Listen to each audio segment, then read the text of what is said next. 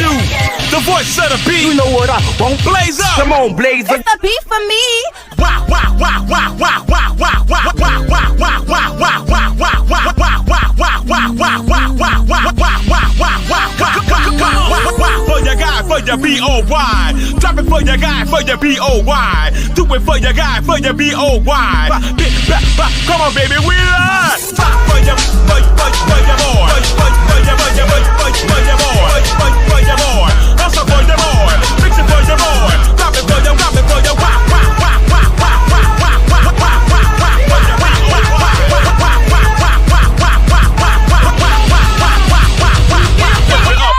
lift it up. What's up? What's up? What's up? What's up? Y'all get in here. Get in here. Happy Tuesday. Happy Tuesday. Welcome to the morning, Joce. Happy Tuesday. Let's Joce. We got a lot to go on. I know Sharman said let's Joce. Let's Joce. We got the Joce, man. We got a lot going on. I'm sorry. I've been out of commission. I just flew back in town yesterday evening.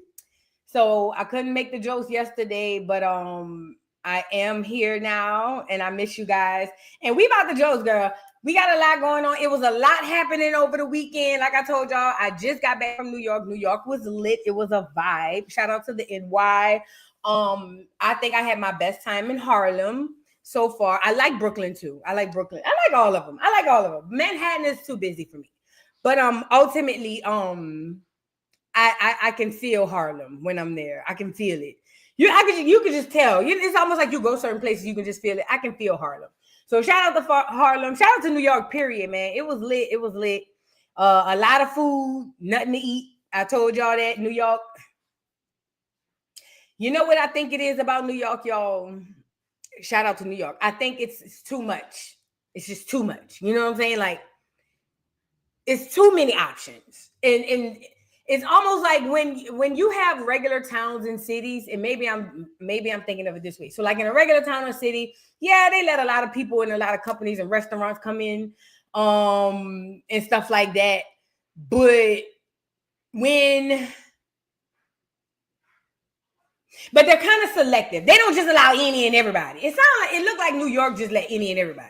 Like, who you want a restaurant? Boom, go get it. You want it? Like, it just don't matter. So it's a lot of options. It's just stuff that I'm not used to. I'm not as cultured as I guess I think I should be. So I just wasn't too feeling it. But I did enjoy Sylvia's. Let me say this: Sylvia's was great.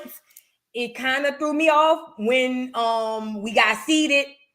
It was a loose-wristed, dude, black dude, FBA dude. But when we got seated and our waiter came around the corner, he was Hispanic.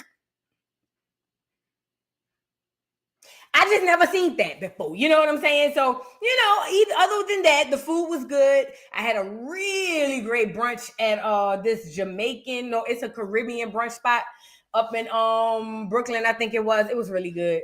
It was good though. Other than that, it was good. It's good. So anyway, New York was lit. I'm gonna post some pictures so y'all can see some of the stuff. Oh, this one more thing I want to tell y'all. So first of all, I got juked out of $300, and I'm only saying juke because really I didn't get juked. So I took this tour of Central Park simply because I don't know if y'all are familiar with it, but we talked about it on the channel, and I just wanted to go over there and see what is going on in Central Park. And if you guys don't understand the history of Central Park, then what happened was before it was Central Park, there was a black owned town, a very well thriving town in that area. That was the area where that black town was. Now, according to legend and history has it that there was this black guy who came from the Canada area and kind of came down and started this New York colony or whatever the case may be. Yes, Seneca Village. Seneca Village is the name of the town. And what happened was, long story short, basically, eminent domain. They basically came in and told them we need that land, like they do all things. Listen, everywhere they built a lake is the same places they built parks. You see what I'm saying? So if they got a lake somewhere, it's probably something under there. They like to bury their history. So they eminent domain these folks, and then basically ran them up out of there. And then the guy went back and forth in the courts, and I think they settled with like $4 or $5 or $6 million and told him to kick rocks. And those people just scattered. But yeah, basically they stole it. And I did a lot of history research on Seneca Village and what was going on around the time when it was New Amsterdam, and how the Indians, or the what we would call now FBA, how those people were trading with them and was kind of like letting them do their own thing, and how they were backstab. It's a whole lot. So long story short, when I get to Central Park, I wanted to see what it was and how they have it today. And the first thing I noticed was statues everywhere. There's a dead clear statue on every other corner.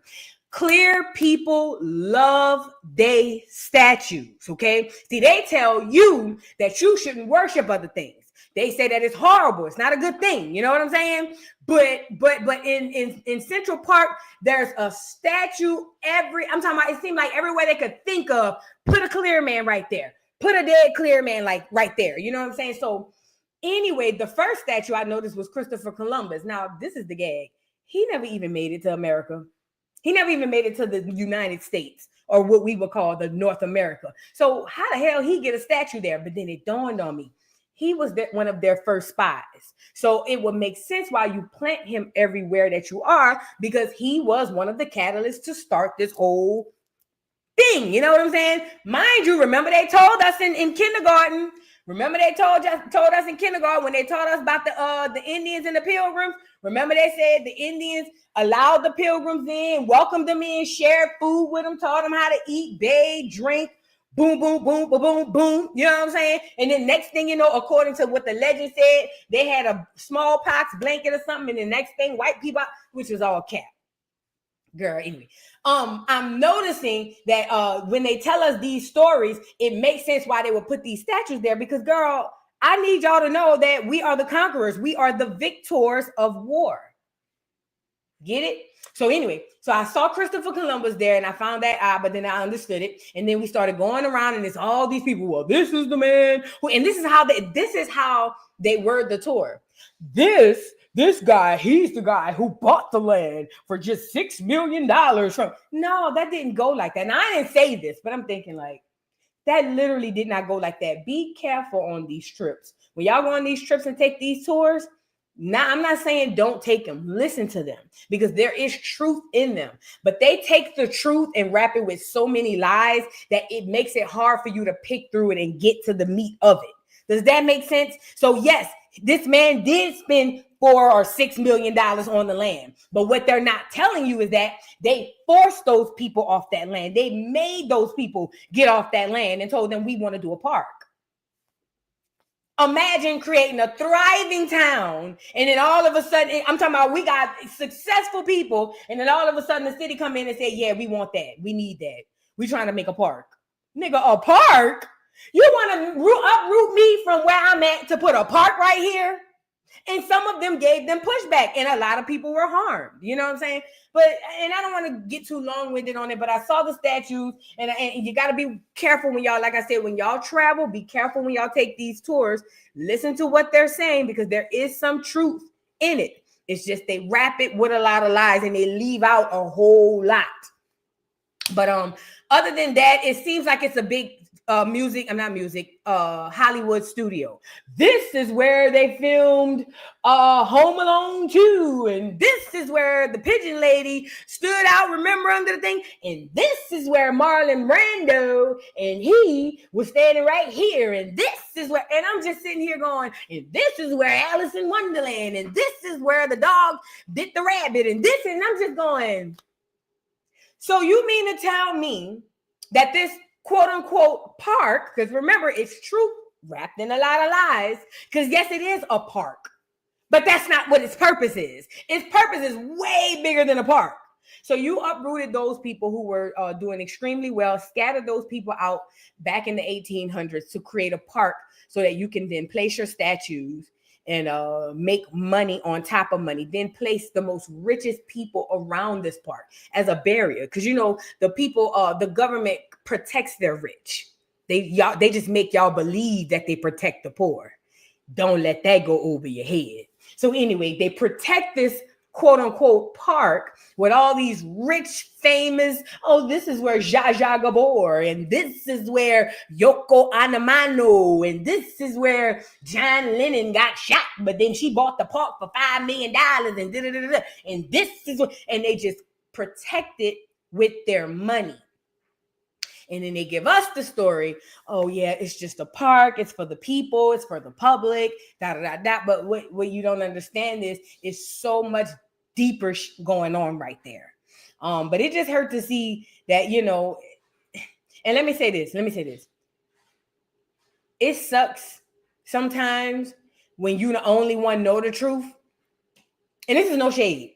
But when you the only one know the truth, for me, I feel like I be having to shut up sometimes and be careful with, you know what I'm saying? Like, I don't want to say too much.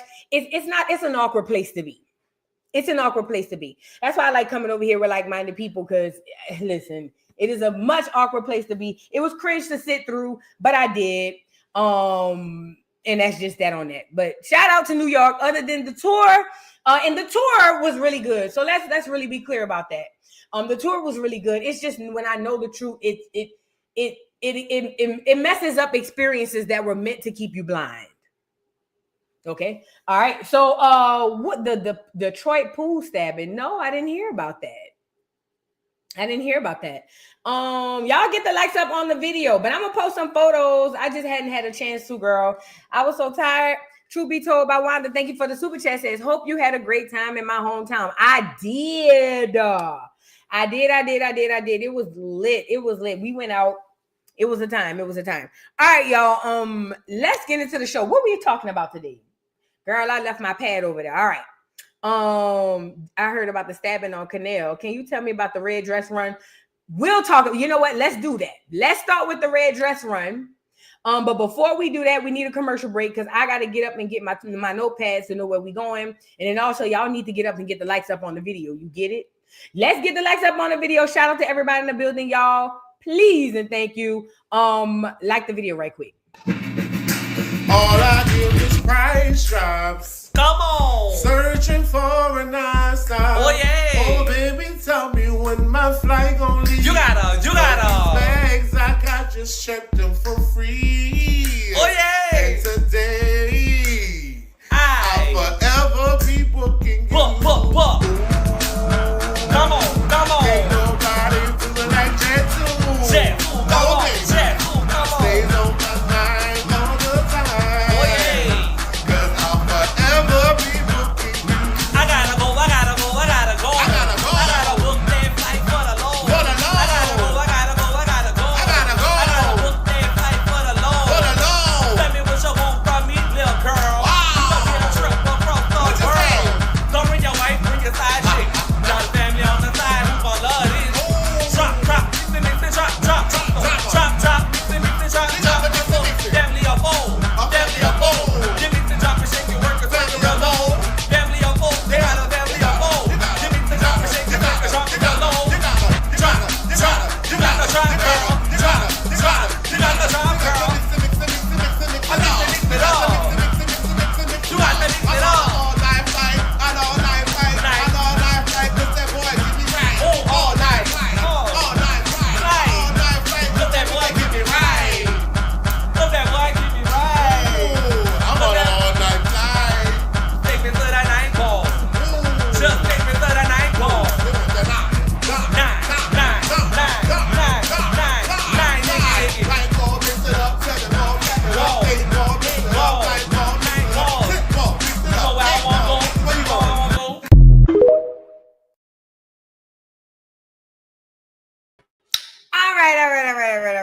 All right, we are back. So we're gonna start with the red dress run. But before we do that, what we got on the lineup, we got Toni, who's losing her mind about not being able to speak to Chyna. She said that she actually hadn't spoke to Chyna in she said 2 years, a year or something like that. We're gonna get into that. We got these dudes in Atlanta wearing mini skirts. It was already written. We're gonna talk about that. Rasheeda's daughter had her boyfriend unalive. Well, let me rephrase that. Allegedly, the rumors are that Rasheeda's daughter had her boyfriend unalive or killed by her brother. But she's saying that it wasn't her fault. And it's a whole lot of back and forth. And it's a lot of evidence coming out. We got to get into that. Sha'carri Richardson speaks out after she had that whole airport thing where she was doing DV. And we're going to discuss that. And then Fat Joe tries to blame the BET Awards whole situation. He tries to blame that on the fact that there was gentrification, not mentioning the fact that he is one of the gentrifiers. Okay, y'all get in here and get the likes up on the video, please, and thank you. I would sure appreciate y'all. Shout out to everybody in the building.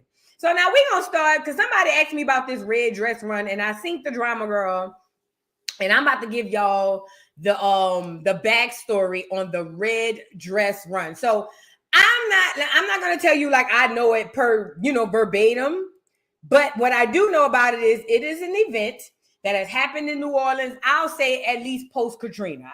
Don't give me the line and say prior to Katrina, but post Katrina, yes, there was this thing started called the Red Dress Run. What it used to be basically a bunch of clear gay men who were and clear women and clear gay men. This is what it used to be. And they would all get drunk. It would only be about 60 of them, not too many of them. And basically they would get drunk. They would get their little bicycles and they would get on the bikes and they would put their little red dresses on. Now, some of them would be naked. You know what I'm saying? Like you'll see somebody riding on their bikes with just their balls sitting on the bikes or whatever the case may be. But long story short, New Orleans has become a trendy place because it turned into NOLA. Maybe that's why. See, I don't know nothing about NOLA. I don't know nothing about NOLA. Don't ask me about NOLA. Ain't never been. No, I've been to NOLA, obviously. But NOLA is not my spot. I don't know the restaurants. I don't know the kickers, the hangouts. I don't know nothing about NOLA. I was born and raised in New Orleans, okay? It used to be a thing for just those clear queers, no shade, no pun intended, but it was a thing for clear queers. And New Orleans NOLA has become a trendy city, meaning monkey see and monkey go do a backflip to do. Does that make sense? And then the niggas and the punks got involved. And y'all already know how I go when niggas and punks get together. Girl, first of all, it's not even about it being niggas, really the punks. And because it's not even about these dudes being gay, y'all have to understand the punks in New Orleans. You see what I'm saying? To understand what I'm talking about. Them being gay and them being punks is not even a problem. It's the fact that they New Orleans punks. See, they messier than the girls. The punks in New Orleans fight girls. Oh yeah. See, you get into it with a punk in New Orleans, y'all will get to fighting. Like they fight girls. Like not all of them, but some of them will fight a girl. You know what I'm saying? These is different types of punks. And when you put them types of punks in that type of environment and tell them they can put on a red dress and bop, they take an inch and run a marathon. And that's basically what they did. So let's get into a little bit of it. Now I heard they had a fight round there. Okay. I heard they had a fight round there, and that is very indicative of a lot of punks. Because see, this is the thing. What y'all don't understand about the punks is when it's too many of them, it's gonna be a fight. Like it's not even a if, it's a win. Okay. And now this is another issue that was happening at the Red Dress Run. It was a lot of quote unquote heterosexual Negroes allegedly.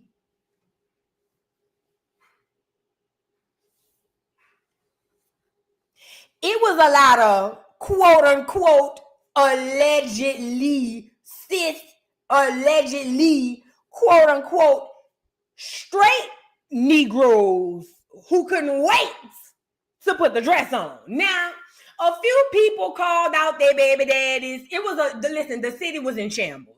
I'm on New Orleans Instagram. I told y'all I'm on New Orleans TikTok, New Orleans Instagram. So I get the news first. So I'm going to come and tell y'all what was going on. So basically, a lot of girls was coming out like, oh, bitch, that's my baby daddy. He said that he was straight, but I had already heard he was messing with the punks. Now here he go downtown in a red dress, boot to boot. And then it was another girl, oh, that's my husband. Blah, blah, blah, blah. And then some of the dudes was trying to come out to be like, oh, it wasn't wasn't like that. We was doing this for charity. Well, the clear people came out and said, y'all didn't even donate. In any other situation, I would tell the clears there's a black ass lie. But I know Negroes and I know the punks. And I know y'all didn't donate to them people cause. See, the point of the whole red dress run is to donate to the cause.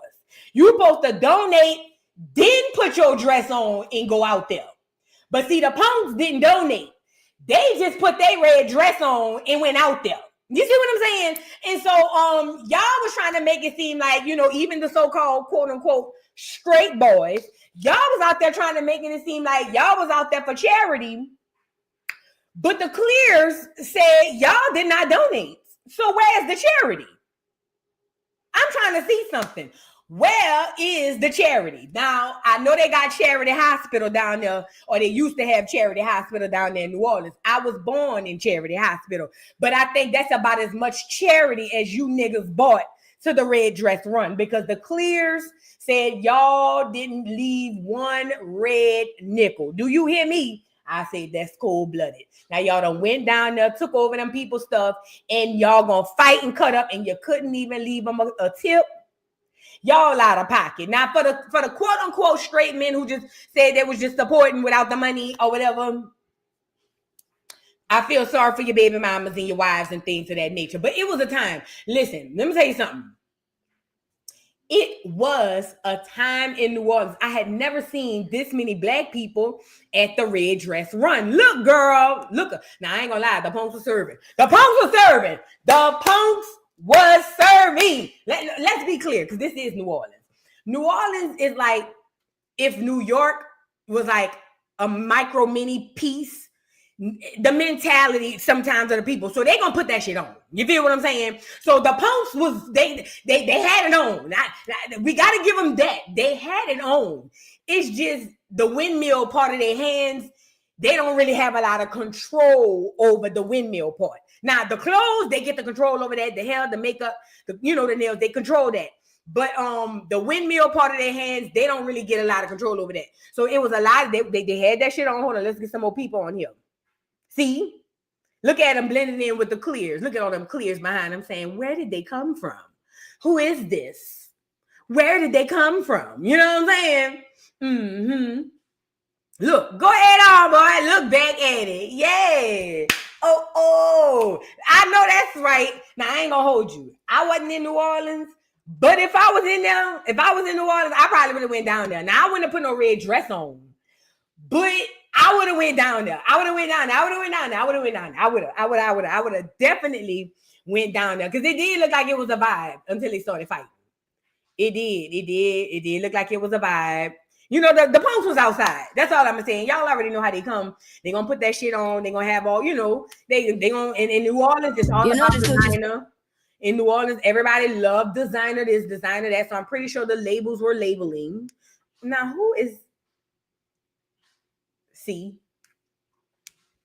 when I told y'all you give them an inch and they run a marathon, now it's just a red dress run. That's all it was. The people said on the flyer. The flyer says, "Come out, support with your red dress." But I told y'all with the punks, see, it's different for them. It's not just like we could just come and follow the directions. We gotta go way overboard. So this one went and got him a kimono dress. What is this? He went down to Asia and found a bamboo tree from around somebody's corner and stood next to it. And now he want to be a red dress New Year's Eve dragon punk. You see what I'm saying? It's just always next. It's always somebody that's got to go. But he looked good. He looked good. I'm just saying. He looks good. It's just that wasn't really how they were saying at first. That wasn't the direction that the theme of the thing was trying to go. They wasn't trying to. Yeah, you see what I'm saying? Y'all get it. But again, it's the punks. You see what I'm saying? Shout out to the punks though, for real. But yeah, red dress run 2025, as you should. Go ahead on. Look at this one, girl. Now, I seen y'all ask me if somebody said the other one that I showed y'all looked like Saucy. Let me be the first one to come on record if nobody has said it before.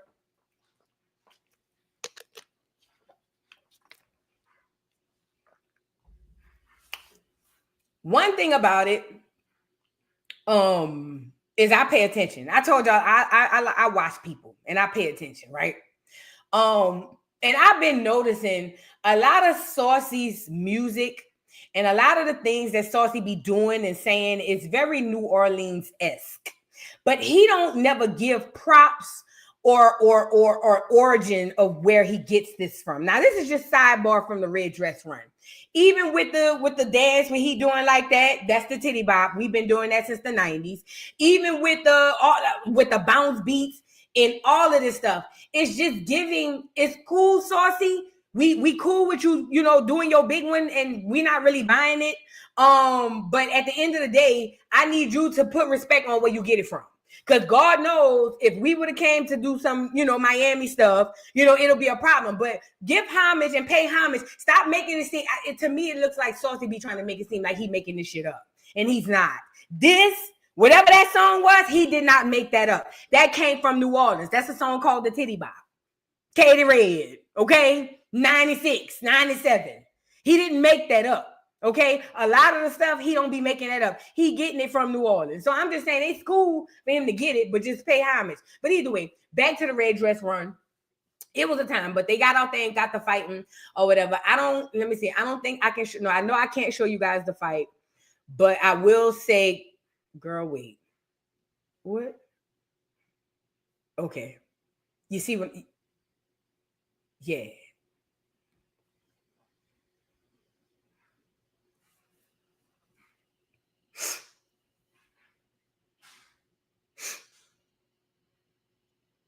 Yeah. And doing different poses. Done went inside these people museum. I don't know who he asked, can I use the bathroom right quick? And said, come behind me with the phone.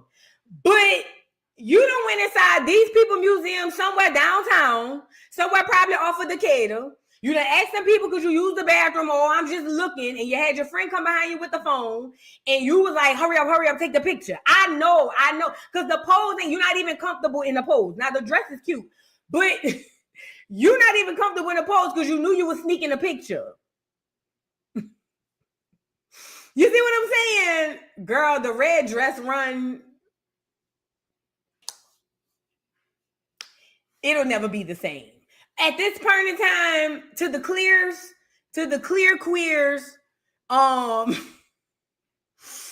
clears who had started this event, I don't know what y'all was raising money for, and I really hope y'all the best and wish y'all the best, but these punks done took over. And at this point in time, with these options and these dresses, the new punks for next year already talking about they dress for next year. So I'm just telling you now, if you think the Red Dress Run was a time this year, I'm talking to the clear queers in New Orleans who created the Red Dress Run. This is for y'all. One of y'all might be on here. One of y'all might know somebody who wanted them. For y'all, if y'all, you know what I'm saying? If y'all had intention for whatever, it's over now, baby. The punks done took over. It's theirs now. Because next year, it's going to be worse than it was this year. It's a punk right now saw this and was like, oh, bitch. You see what I'm saying? It's a punk somewhere. Scroll through Twitter. Listen to me and listen to me good. It is a punk somewhere on Twitter and or Instagram just scrolling through the red dress trying to get the tea and saw this dress and say, oh, okay, that's what we doing. All right, bitch, wait till next year. Now, it wouldn't surprise me if the new punks next year come out, they come in on doves and shit. They start releasing red doves. I don't know where they're going to get them, but I'm just telling you now, it's about to go up. But that was basically the gist of the Red Dress Run. Shout out to everybody who went out there. Even more of a shout out to the people who donated. I don't even know what the cause is, but more of a shout out to the people who donated. Less of a shout out to the people who went out there and fought at them people event. The pole clears. Lord have mercy. It's a shame. You know what I'm saying? Yeah, it's a time. Let's come on in here. Y'all get the likes up on the video. Let's get into the show. Let's get into it. Esther, thank you for the super chat. Says happy Tuesday, everyone. Welcome back, boo. Thank you. When I tell you I walk so much, in New York, man, look. Every morning I woke up not remembering what we did the latter part of the night before. Thank God I was with my people that I can trust. But one thing I could wake up and remember is my feet was hurting. When I tell you I was walking 20,000+ steps a day, if I lived in New York, girl, I would be a supermodel. Do you hear me? Because ain't enough good food. Ain't enough good food. Bitch, I'll be a supermodel. With all that walking, girl, I'll be the girl in her nice little, in her little suit, work downtown with her tennis shoes on, with her kids, getting on the train. Yes, walking with a purpose. Listen, man, it was a time. Like I said, if I didn't know nothing, when I woke up every morning, my feet was hurting. But shout out to New York. I rock with New York. Shout out New York.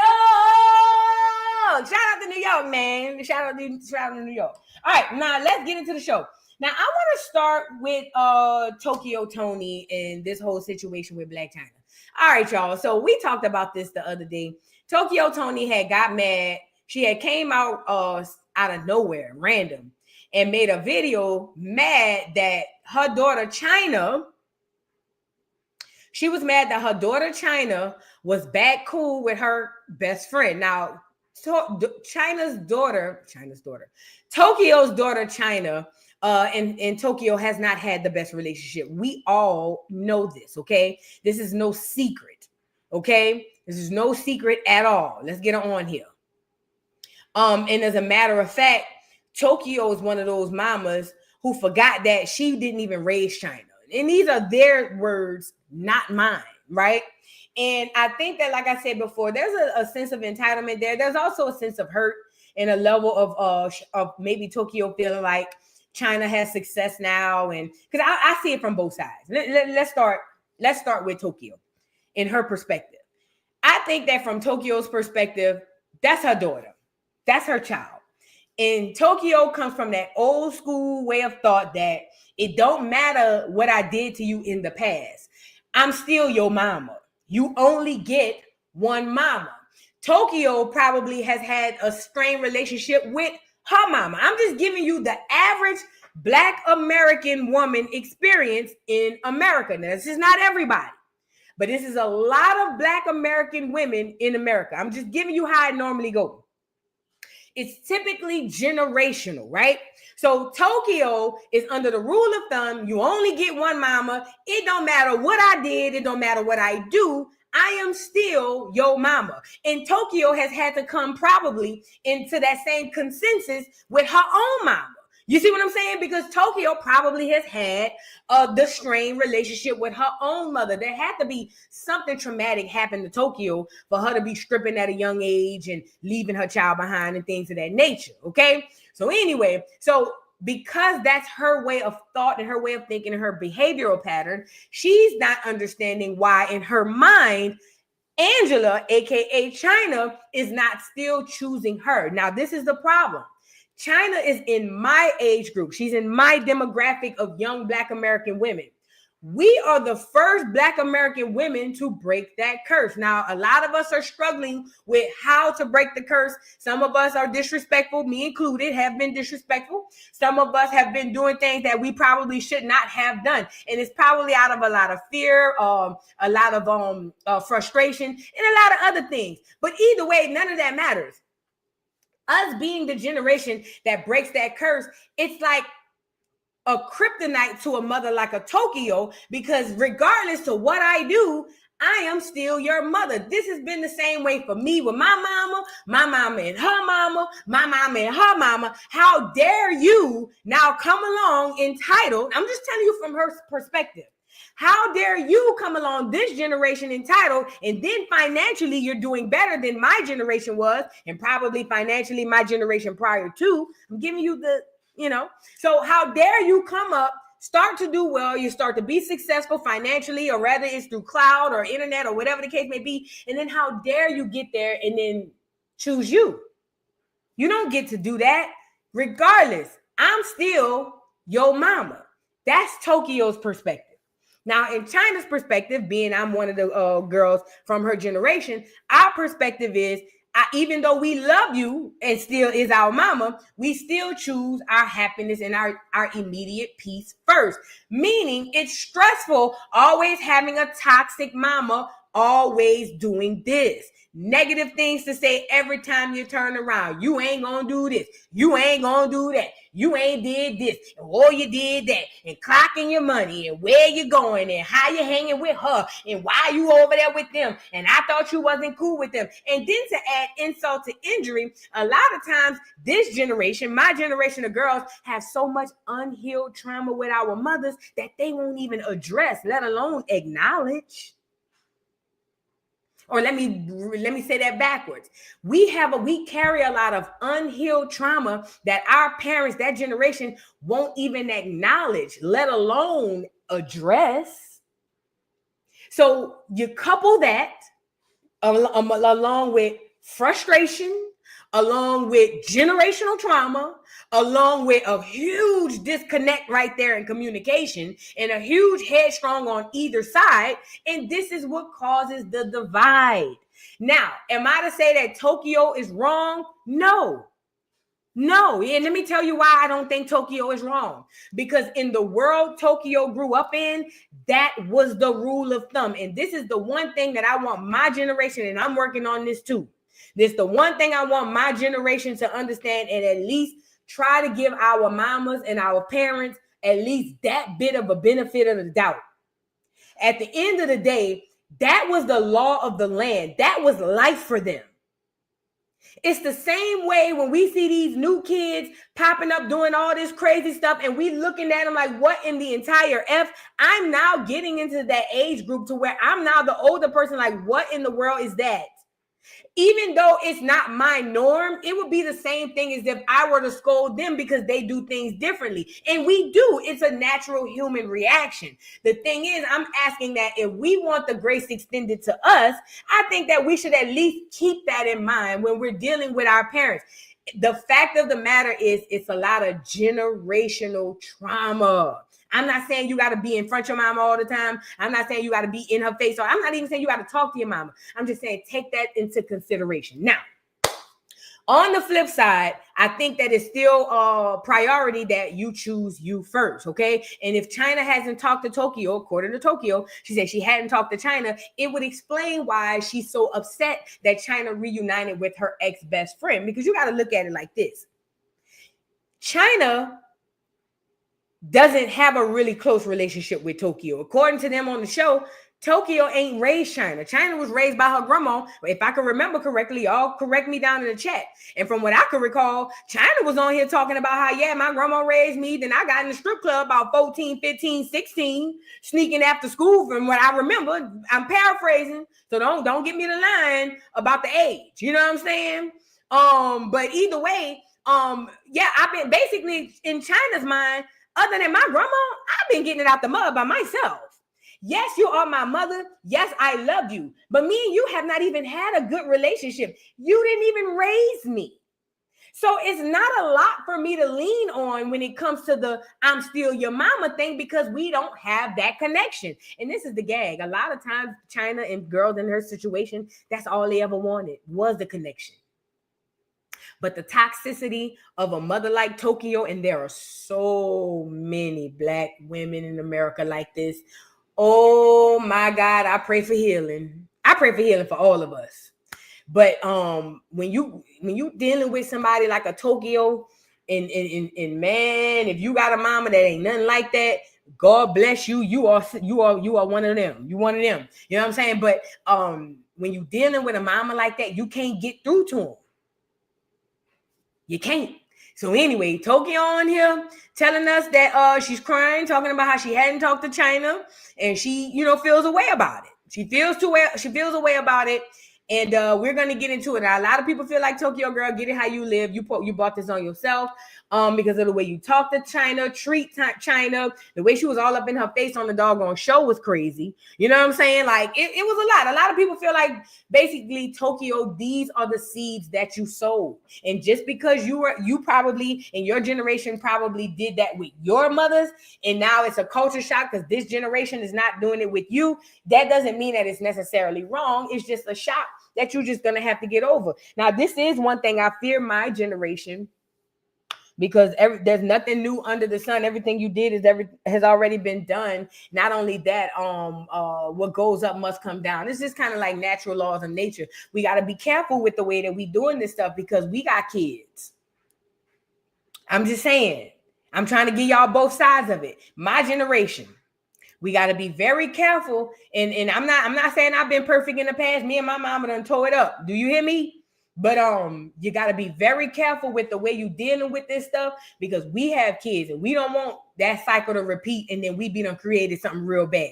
So that's all I'm gonna say. That's all I'm gonna say when I talk about the greats. So let's get into Tokyo and what she had to say. Oh, before that, let's read her caption. She says, "It has been a year, but time hasn't dimmed the protective pull. Still caught wondering if she's still eating or eating enough, sleeping well, keeping the world's sharp edges at bay. Don't need to be there to feel it. The mind loves over her. No, the mind hovers over her, invisible but constant, like a shadow that moved when she moved. A mother never stops checking the locks, even if they're only in her heart." And let me say this, regardless of how hard y'all feel like Tokyo is, regardless of how messed up y'all feel like Tokyo is, I believe her. I believe that regardless of whatever happened and regardless of whatever is going to happen or has happened in the past, that is still Tokyo's child. And I do believe that she still loves her daughter and she still cares about her daughter. Tokyo got to do change behavior though. Now let's get into what she had to say. Check it out. I'm not seeing my daughter in almost a year. Very little conversations. A lot of lies. I couldn't understand why certain things, and I don't question grown ass people. No, sir. Our children are our children. When they're not a child, and they completely understand and get it because you had to come through as a parent, never a friend, only when it's a friendly situation.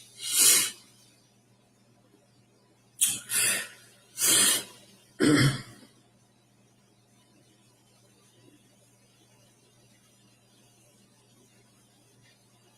trying.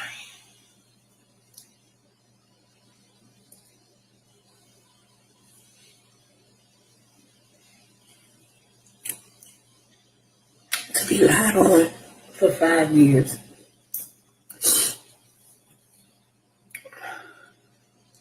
When you was really a superhero. It's terrible. I raised my daughter well. Very well. Mm-hmm. Very well. I have not seen my daughter. All right. I want to unpack this really quickly. First of all, like I said, my heart really does go out to Tokyo. My heart goes out to her. Because regardless to how y'all feel about Tokyo, I couldn't imagine. My heart goes out to her. But, you know, a couple of things she said that that kind of sparked something in me. And you know what? I just thought about it. What if Tokyo don't know how to be a mama? Like, and I'm not trying to take up for Tokyo. The Tokyo is atoning for her sins. The world has karmic cycles and karmic energy. What you put out is what you get back. That's why the Bible says what you reap is what you sow. Meaning what you put in the ground is what you grow. Okay? How you harvest your crops is what you get out of it. Tokyo is getting her karma for whatever it is. I don't know. I don't know if that's her karma.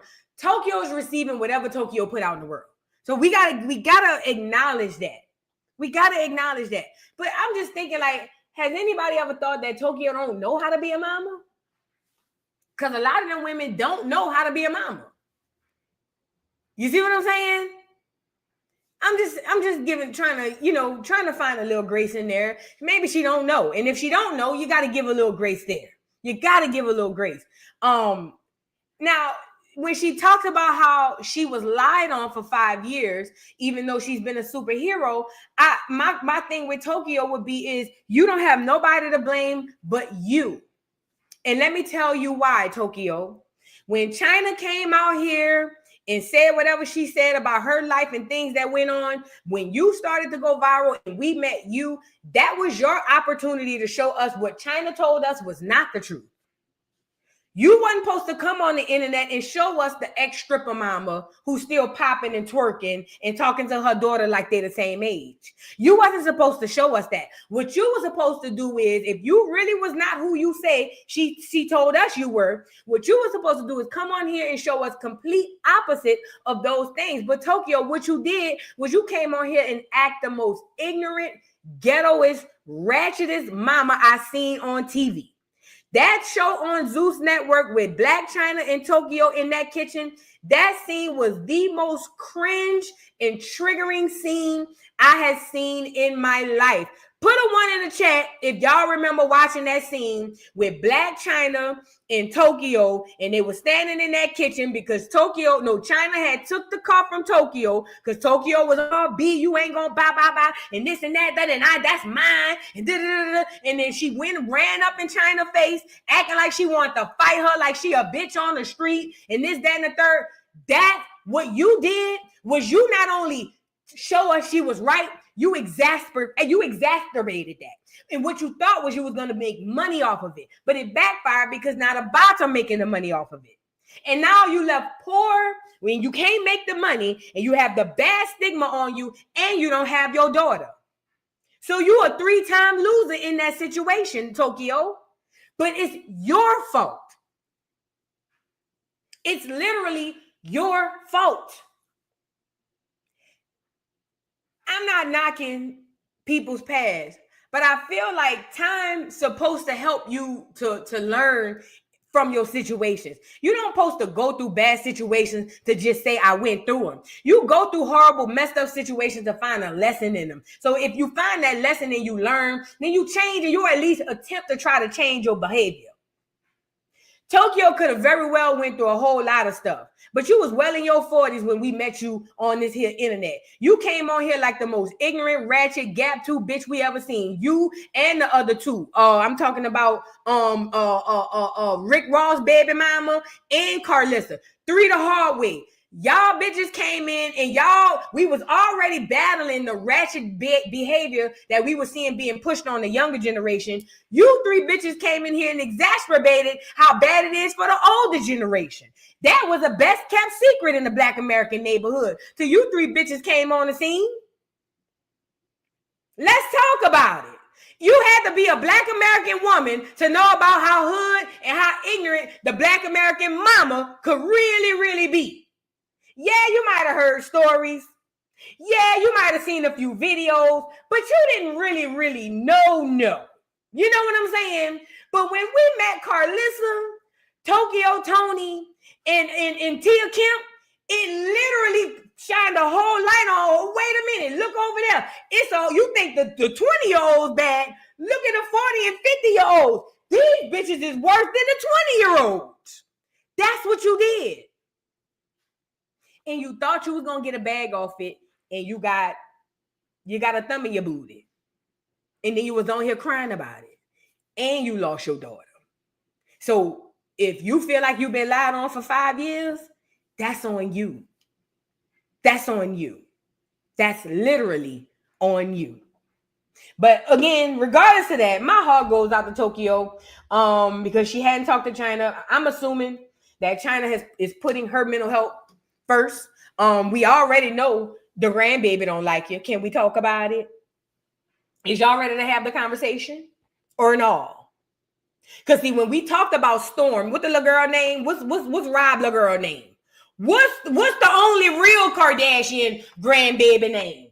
Put the name in the chat. What's the little girl name? Storm, Lightning, Thunder. What's the little girl name? We don't call her Thunder. Dream, nightmare, dream. Because let's talk about it. When Dream came on live, was on live with her mama cooking in the kitchen, and you was in the live, or she thought you was in the live, Dream's whole demeanor changed. Her facial expression changed. Her body language changed. Even the influx of her voice. At the idea that Tokyo was in the chat. Mind you, she had not seen Tokyo in the chat. She had not heard Tokyo in the chat. She heard or saw somebody in the chat say that they might have Tokyo in the chat. At the idea of you being in the chat, Tokyo, Dream's whole aura changed. She wanted nothing to do with you. Nothing to do with you. It's almost like she wanted to repel you with roach spray, my nigga. And I'm not trying to say that to call Tokyo a roach. That your grandbaby said, is that Tokyo? If that's Tokyo, we need to end the live. And remember, we came on here and was talking about, regardless of how she feel, it's a respect matter. She's still a child, stay in a child's place. That is your grandmother. You don't call her Tokyo. And Tokyo, you came in here and opened your gap wide enough so we can hear it. And then you dragged us and told us to mind our business. We don't know the relationship between you and your grandchild. And I get it. That's what you're supposed to do. It's the mama bear coming up out of you. But you lied, Toke. The fact of the matter is, not only is Chyna not rocking with you, her seed ain't rocking with you neither. And you want to know what's unfortunate, Tokyo? They may not never really, for real, ever rock with you again. Because what Chyna's going to do is going to appease her child, not her mother. Her child is going to come first. That's the one she's raising. So if you are making her child uneasy, or if you around here causing the bad aura to come into, places and stuff like that, she's going to always choose her child. Every time. And you want to know why she's going to do it? Even more than any other time or any other person? Because in Black Chyna's mind, you never chose her. You get it? Don't let that go over your head. But again, my heart goes out the Toke. We just got to be careful, man. We got to be careful. We got to be careful with what we doing, how we doing things out here. It's bad. It's sad. It's a lot of unhealed trauma in the community. You know what I'm saying? It's a lot of it's a lot. We going through some stuff, but we know what I'm saying? We healing. Y'all get the likes up on the video. Please get the likes up on the video. Chyna gonna always choose her child. Every time. Because I did hear Chyna talk about how you was choosing the niggas in the streets over her.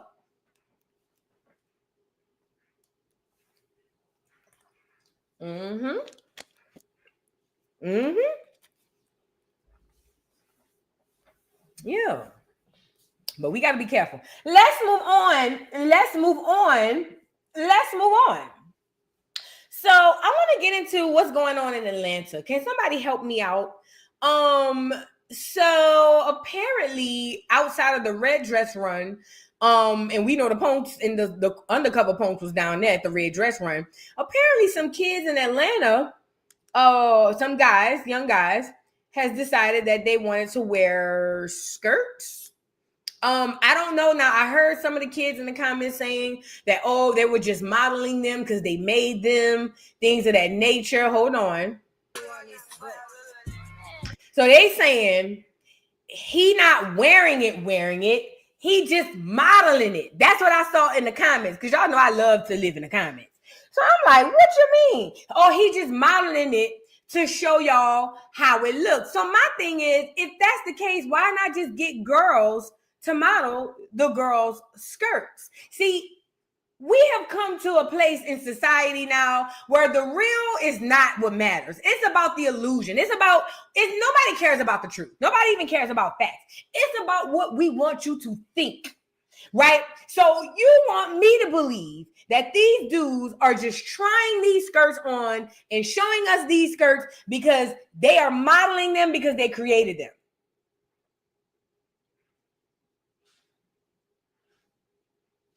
And they got girls everywhere they could have put these very same skirts on and did fire videos with. Do you understand how logic has completely left us in 2025? The simple things. See, these are the things I missed about the 90s. You feel what I'm saying? And beyond. The simple things we have completely let go of.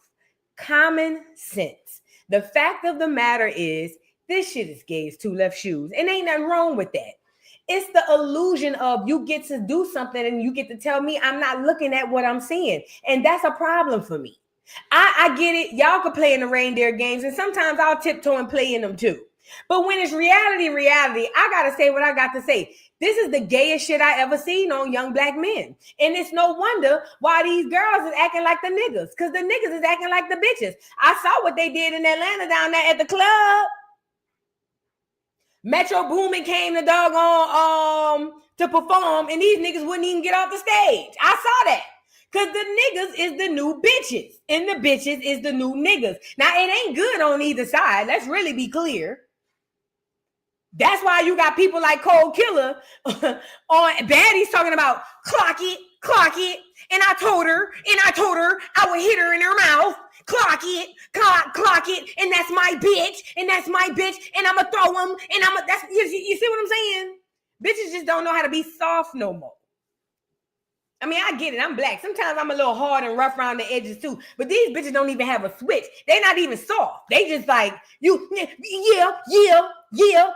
I'm standing with my bitches. Yeah. Damn, calm down, bitch. You ain't never put no Easter dress on as a little girl with the ruffle socks? That's the problem. Y'all ain't put them cheering in the Easter dress with the ruffle socks. The bitches is too hard. But the point I'm making is they're trying to make every single excuse for this. And I'm going to tell you right now, this is engineering, social engineering, programming. This is to make you comfortable. And they've done it before and we're very successful. You want to know when they did it? Put a 1 in the chat if you remember when Young Thug wore that dress. Put a 1 in the chat if you remember. Let me see if I can go find it. If you remember when Young Thug wore a dress. Let me see if I can go get Thug on here. Or I can give you another one. Remember when Wayne first came out with the tight jeans? But let's go see if we can find Young Thug in a dress.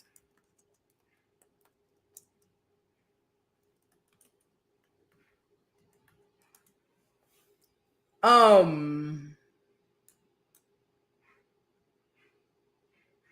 hold on. Let me see if I can find that picture of Young Thug in a dress. Hold on. It should pop right up. It went viral. I remember when Young Thug popped up in this dress. This is around the time, mind you, we were just coming off of, here you go. We were literally just coming off of the baggy jeans era. Remember? We were literally just coming off the baggy jeans era. We had just started looking at Lil Wayne sideways because he started skateboarding with the skinny jeans. Remember? Put a 2 in the chat if you remember when Lil Wayne started skateboarding with the skinny jeans. We was all squinting our eyes. Every single one of us like, wait a minute. Because his jeans was hugging his booty. You feel what I'm saying? So we was just coming off of that. And then Thug popped up with the dress. And I was just like, hell no. Hell no. There's no way black men are going to accept this. There's no way. No way. No way. I said, no, they're not going to do it. They ain't going to do it, girl. Turns out, I'm glad I'm not a betting woman. Because if I was, baby, when I tell you I would have lost every single penny I had, because not only did the niggas embrace it, them niggas started adding accessories. Them niggas is a lion sack, so you know what? They accepted it like a dog. It's survival.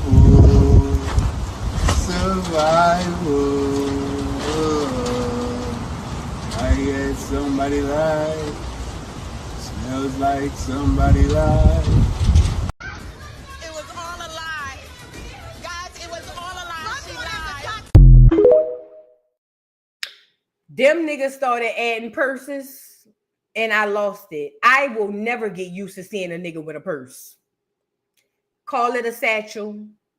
Call it a man bag. Call it a pouch. Call it a pocket. I don't give a damn what you call it. I will never get used to a man in a purse. So don't tell me that when we get to looking at shit like this, hold on, that this done went too far. Cause I've seen worse. You niggas, y'all niggas is so comfortable in the bags. Y'all matching y'all little bracelets and everything with it. You niggas is wearing, I'm hearing the niggas is wearing tights and everything, huh? So don't tell me this right here is far-fetched. You a lie. You lying to me. I've seen it happen in this lifetime. This is social programming, social engineering. This is to get your eyes comfortable. See, the first part to get you comfortable in this type of situation, to keep your eyes comfortable, was here. It was an eyesore when you first saw it. It was like, what the? Everybody was like, oh, it went viral. Everybody was talking about it on the Breakfast Club. It was an eyesore, right? But it had to happen to get you comfortable with the idea of your men being feminized like bitches. So now here we are here. Let's go over here. And we got to understand how we got here. You get it? Hold on. I want to make sure you get y'all can hear it. Because it said my browser lost the connection. Let me reshare it. I need y'all to understand how we got here. Social engineering, programming, television. We tell you the vision. Television that has gone out of style. Now we have the web, the World Wide Web, and the internet. Okay, and the internet has taken the place of the television. Now the internet tells you the vision, and this is the vision. Now a lot of people are behind. See, but I think from the front. I don't like thinking from the bike. I like doing some things from the bike, but not thinking from the bike. I like to think half full on the other side of the thing. You feel what I'm saying? So a lot of people might feel like, oh my God, voodoo. I seen this on the Boondocks. I seen a lot of that voodoo. We seen this on the Boondocks. They were predicting this. Look, hold on. Let me get the Boondocks character on here. Here you go. Remember, boo, on the Boondocks with Gangstalicious? Ooh, they just like the Simpsons. They were predicting what was going to happen. They were predicting. Were they? Were they? Have you ever thought maybe they were just writing the script and giving it to you and telling you what they're going to do? See, we are under the guise that these people don't have the control that they have. We don't believe that these people are doing us the way that they doing us. And a lot of us don't want to believe it. I'm starting to realize that it ain't that we don't believe it. We don't want to believe that. It makes us uncomfortable. Now we have to start doing something we haven't done in years. Think. We don't want to be like that. We don't want to think. It's fun not thinking. We get to just drink, have a good time, go out, buy Cartier glasses. You know what I'm saying? Go travel. We just get to do that. Why do you want us to start thinking? Simple things that we got rid of. The fact of the matter is, this ain't no goddamn predictions. The Simpsons ain't never been no prediction. The whole time they just been writing the script and giving it to you. They ain't predict shit. They told you this is what we about to do. Gangstalicious, the character, came to fruition in real life. Where he at? Gangstalicious, the character, literally came to fruition in real life. You think this shit is fucking coincidence? Are y'all still on here talking about a coincidence that it just so happened that Riley Freeman and Gangstalicious happened, and then all of a sudden, right after that, we get this Fruity Pebble ass nigga who did every fucking thing Gangstalicious did in the movie? And you niggas is still on here talking about a prediction? Y'all think them white folks that smart and intelligent? Y'all think them white folks that tapped in? Y'all don't understand. Y'all think the enemy is really that tapped in. Y'all really believe that these people possess this sort of mystic power that they can really predict this type of shit. Instead of understanding that you living in the now, nigga, they writing the script and telling you what the fuck they doing. That's all they doing. That's all they doing. Everything you done seen on TV done came out in real life. That's too many coincidences, nigga. Think about it. Use your brains. For some, it's going to be hard, but it's okay. Once you get it back, it's going to be hard at first. But once you get the wheels to turning and you all that bad boy up, it's going to start running on its own. I promise you. Think about it. We are here in the Boondocks. The Boondocks ain't predict shit. They just gave you the script. If you're wise, you'll start to pay attention to your entertainment today. Because if there's nothing new under the sun and everything you did has already been done, then that means I am to believe that you have a pattern and or a pathology, enemy. Meaning, if it ain't broke, don't fix it. And you've been doing this for eons or for hundreds of years, you're probably still operating under the same behavior you've always done, because most people want to walk around like Ray Charles. So that would mean if the Boondocks predicted Gangstalicious or Young Thug 20 years ago, then what are we watching now that they're going to tell us going to happen 20 years from now?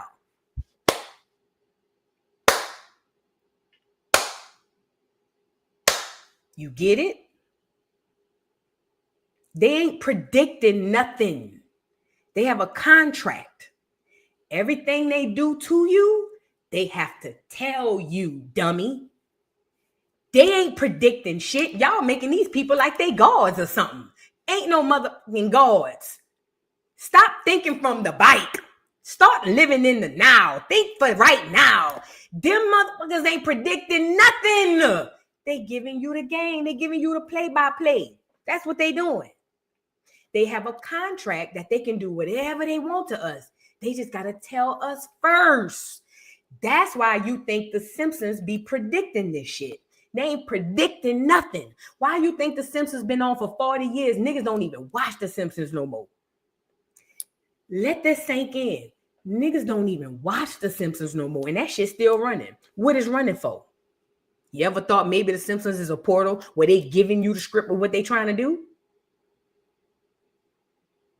The Simpsons is literally like the Arby's of cartoons, the Arby's of TV. Ain't nobody going in to see no motherfucking nigga ain't going to turn on the Simpsons. Niggas ain't turned on the Simpsons in 20 years.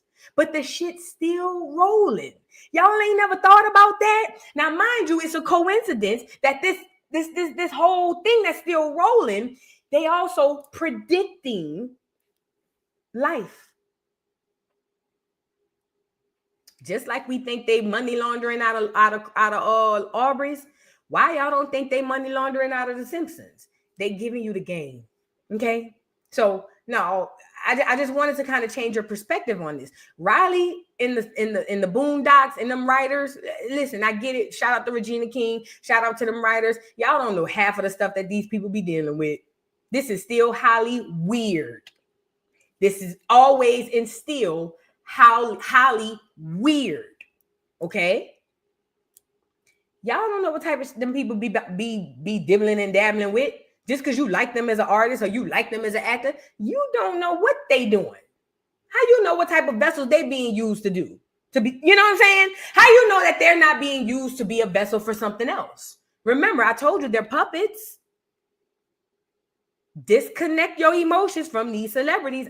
If all of you out here who want to remain attached to these celebrities, you will fall with your celebrity. Listen, I need you to really listen and understand what I'm telling you. Because see, a lot of y'all have this emotional attachment to these fucking celebrities. They are literal portals of evil, my nigga. Detach yourself from these celebrities. I'm not saying you can't enjoy their art. Listen to the music. Hell, go to the concert.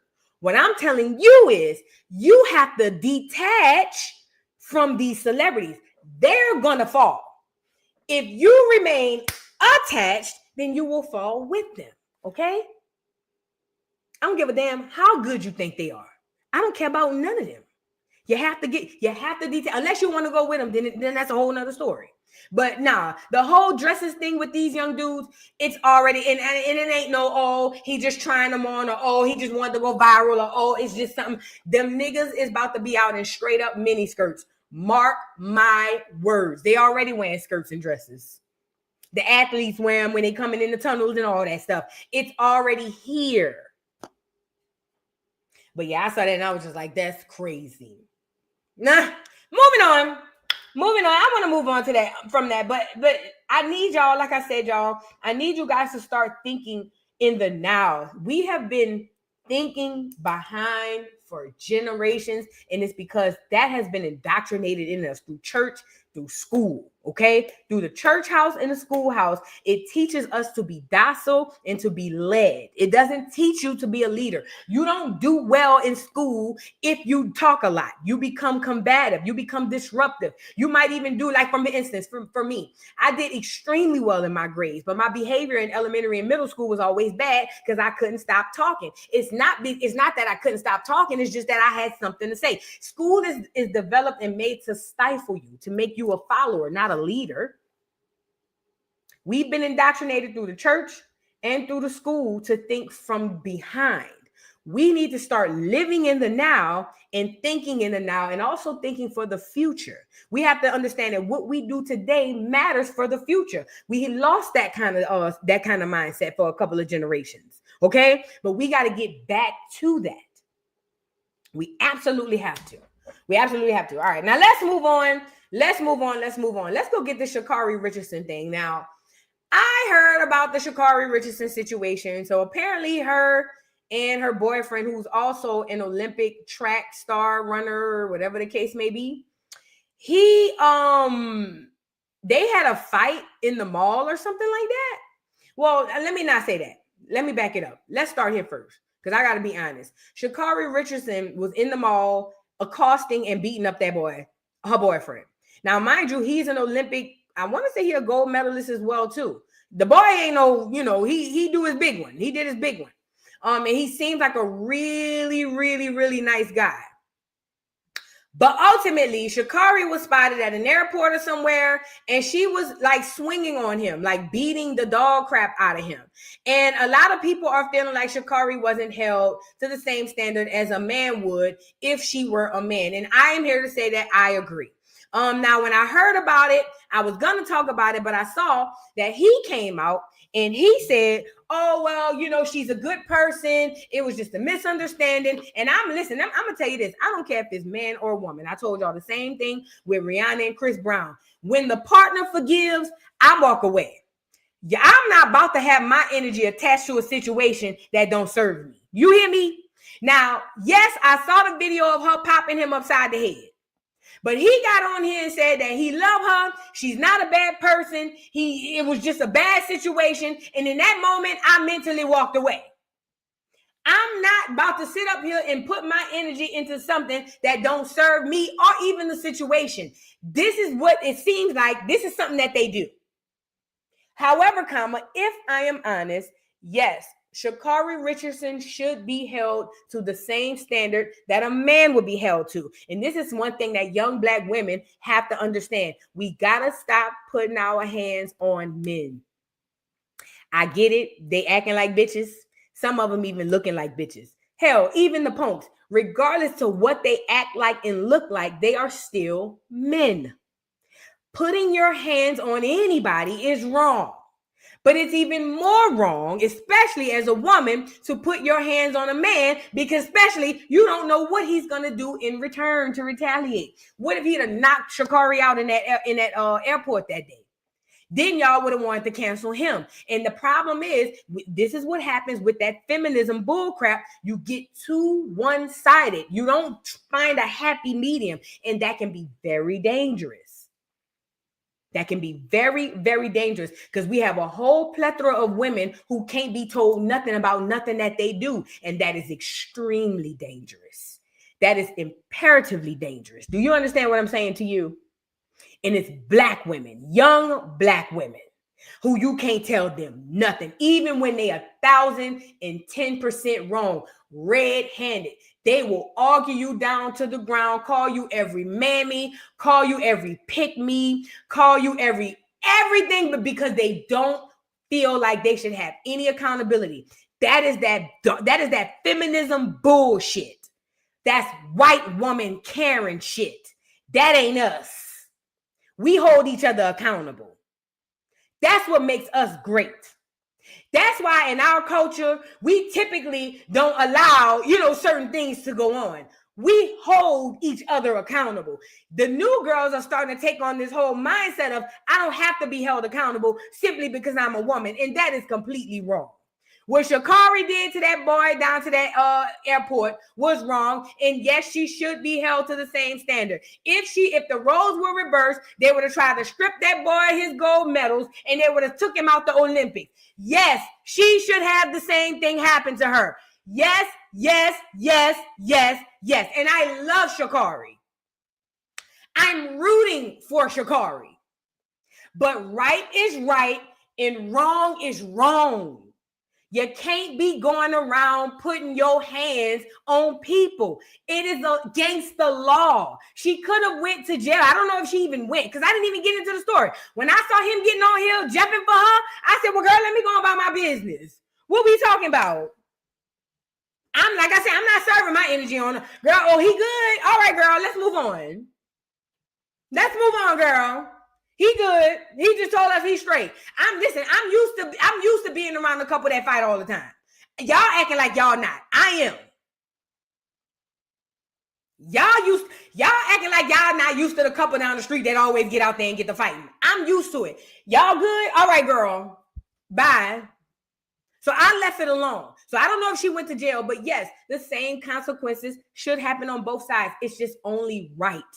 It's only right. And I always ask myself, to the women who have this mindset, how y'all gonna deal with it when it come down to your sons? Again, the energy you put out is the same energy you get back. What you put out is what you get back. And a lot of these women who have the mindset got sons, bro. And I just be thinking, I don't even have a son. It'd be one thing like me. I ain't got no son. I got a daughter. So I can get on here and male bash all day. You feel what I'm saying? And I could be like, yeah, black men ain't nothing. Black men is crap. Black men, we shouldn't sleep with them. We should abort the babies. I can get on here and do all that because I don't have an attachment to a black man. But it'd be a lot of black women with black sons. I don't understand the mentality there. That's that Karen shit. White women do shit that don't make no sense. Y'all got black women out here doing the same thing. It don't make no sense. Okay? Now let's get into this because she has come out and spoken on this whole situation. And that's the only reason I'm addressing it because I wasn't going to say nothing. I wasn't going to say nothing.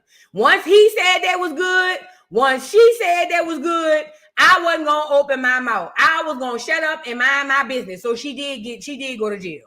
She did go to jail. Here's her arrest record or whatever. She was booked. And here's the alleged incident. That's Sha'carri. And she was antagonizing the boy. The boy walking away. Look, she bullying the boy.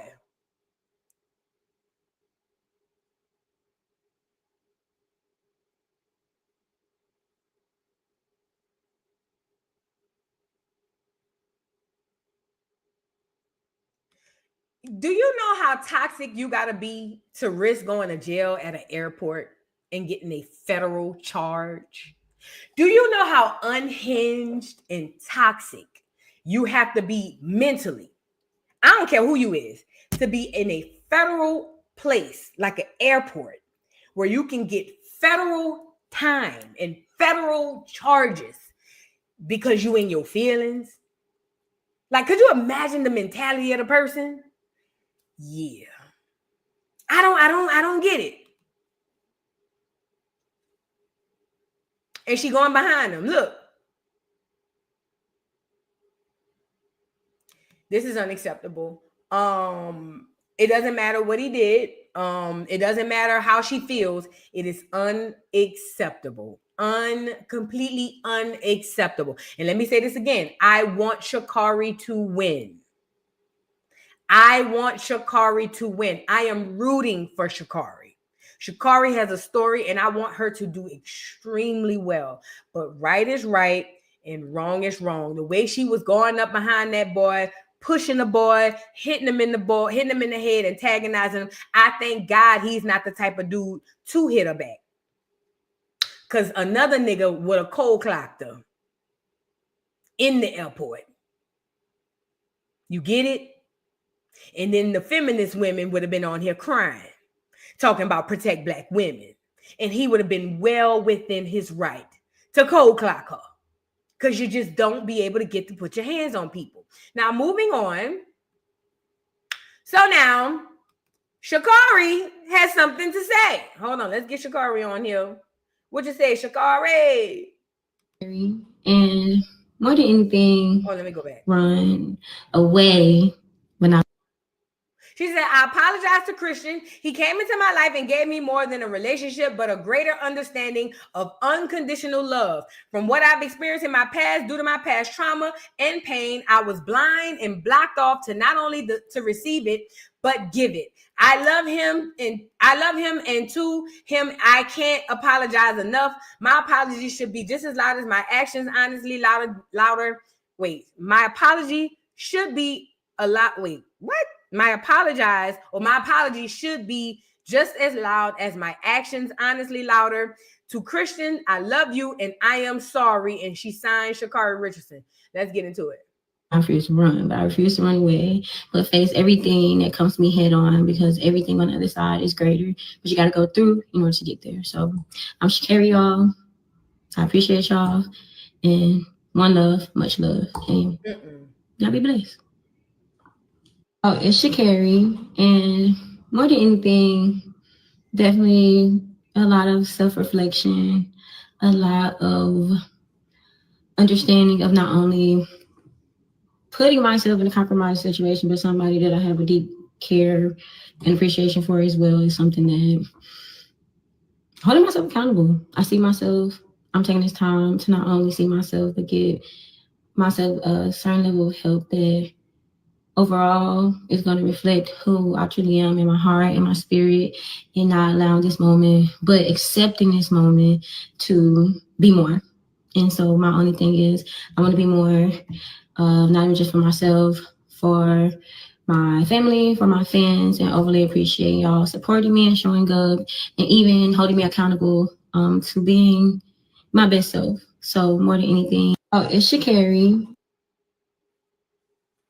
So run away when I refuse to run, but I refuse to run away, but face everything that comes to me head on, because everything on the other side is greater, but you got to go through in order to get there. So I'm Sha'carri, y'all. I appreciate y'all, and one love, much love. And all right, so that's what Sha'carri had to say. I really wish she would have talked about going get some sort of anger management. I really wish she would have talked maybe she said it and I missed it, but that's what she needs. She needs to go and she needs to go deal with her trauma. And he does as well. Can I say that? Because see, a lot of people are just looking at Sha'carri, but we got to look at the fact that he has some sort of past trauma that he has dealt with, to where he's attracted to that type of woman who goes upside his head. He thinks that that's love. Or at least he thinks that he can fix her or something like that, which is equally traumatic, okay? Or equally detrimental. They both need to go and get help. They really do. I want Sha'carri to win. I really do. I want her to get on this get on this track and do a big one and win these races. She did a big one with the race at the Olympics. But Sha'carri has to understand, you could literally lose everything. Everything you worked for, everything that your ancestors has knocked out the way to make sure that you're able to get to and achieve, you could literally lose it over being emotional. It's not that serious. Go get the help so you can learn how to deal with your emotions, and you don't start wigging out and windmilling on people in airports. And then you'll understand how to deal with your behavior, and then you can work on your craft, which is running. All of this ignorant shit y'all got going on, you know them clear people already wanted your ass up out of there because you was dusting everybody around there. The clears already don't like you, girl. You better tread light and focus on what it is you have in front of you. You have an opportunity, a dynasty in front of you to become one of those great Black American women in history. I'm talking about on the Mount Rushmore with the goddamn Serena Williams of the world. You know what I'm saying? Well, you put the Mount Rushmore women on there. You on there, Sha'carri Richardsons of the world, Gail Divas of the world, all of those Mount Rushmore Black American women. That is your path. That is your destiny. That is already written in you. That's already written in you. Yup, Flojo. Yeah. It's already in you. It's already done. You the only person can mess it up, Sha'carri. You the only person could mess it up. It's already done. You just waiting for it to happen. I could feel it. I knew it when you won that last race. I knew it when they knocked you down with the weed stuff. I knew it when you came back, when you took off the hair. I felt it then. It's already done. You the only person could fuck it up. Now, I'm going to come to you like an old TD. I'm going to come to you like the TD who old enough done been through shit and trying to tell you something so you won't mess up. I'm the TD you're not going to want to come talk to because I'm going to tell you the truth. The fact of the matter is your destiny is already written out for you. The ancestors and the Most High have carved out your path. There's nothing them white folks could do to you, girl. It's all about what you do to yourself. Don't mess this up because you don't want to get the help. Go get the help. And like I said, I want Sha'carri to win. I really, really, really do. Shout out to Sha'carri and that boy. Both of them need to go and get the help. Okay? Really, really, for real, for real. For real, for real. Now let's move on. Let's get into this Rasheeda tea. What is going on with Rasheeda? So, can I say this? Put it on to make them want to marry me. Let me say this with the Rasheeda tea. Rasheeda, I think Rasheeda and Kirk is a spy. Did I tell y'all that before? I think that they like COINTELPRO or some. I think that they was put in the industry. Because Rasheeda ain't never could rap. Nobody never bought her music. And what is it that Kirk does again?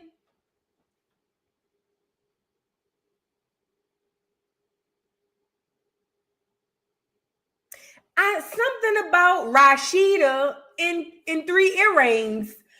I can't quite put my finger on it. You know what I'm saying? Y'all ain't never thought about that?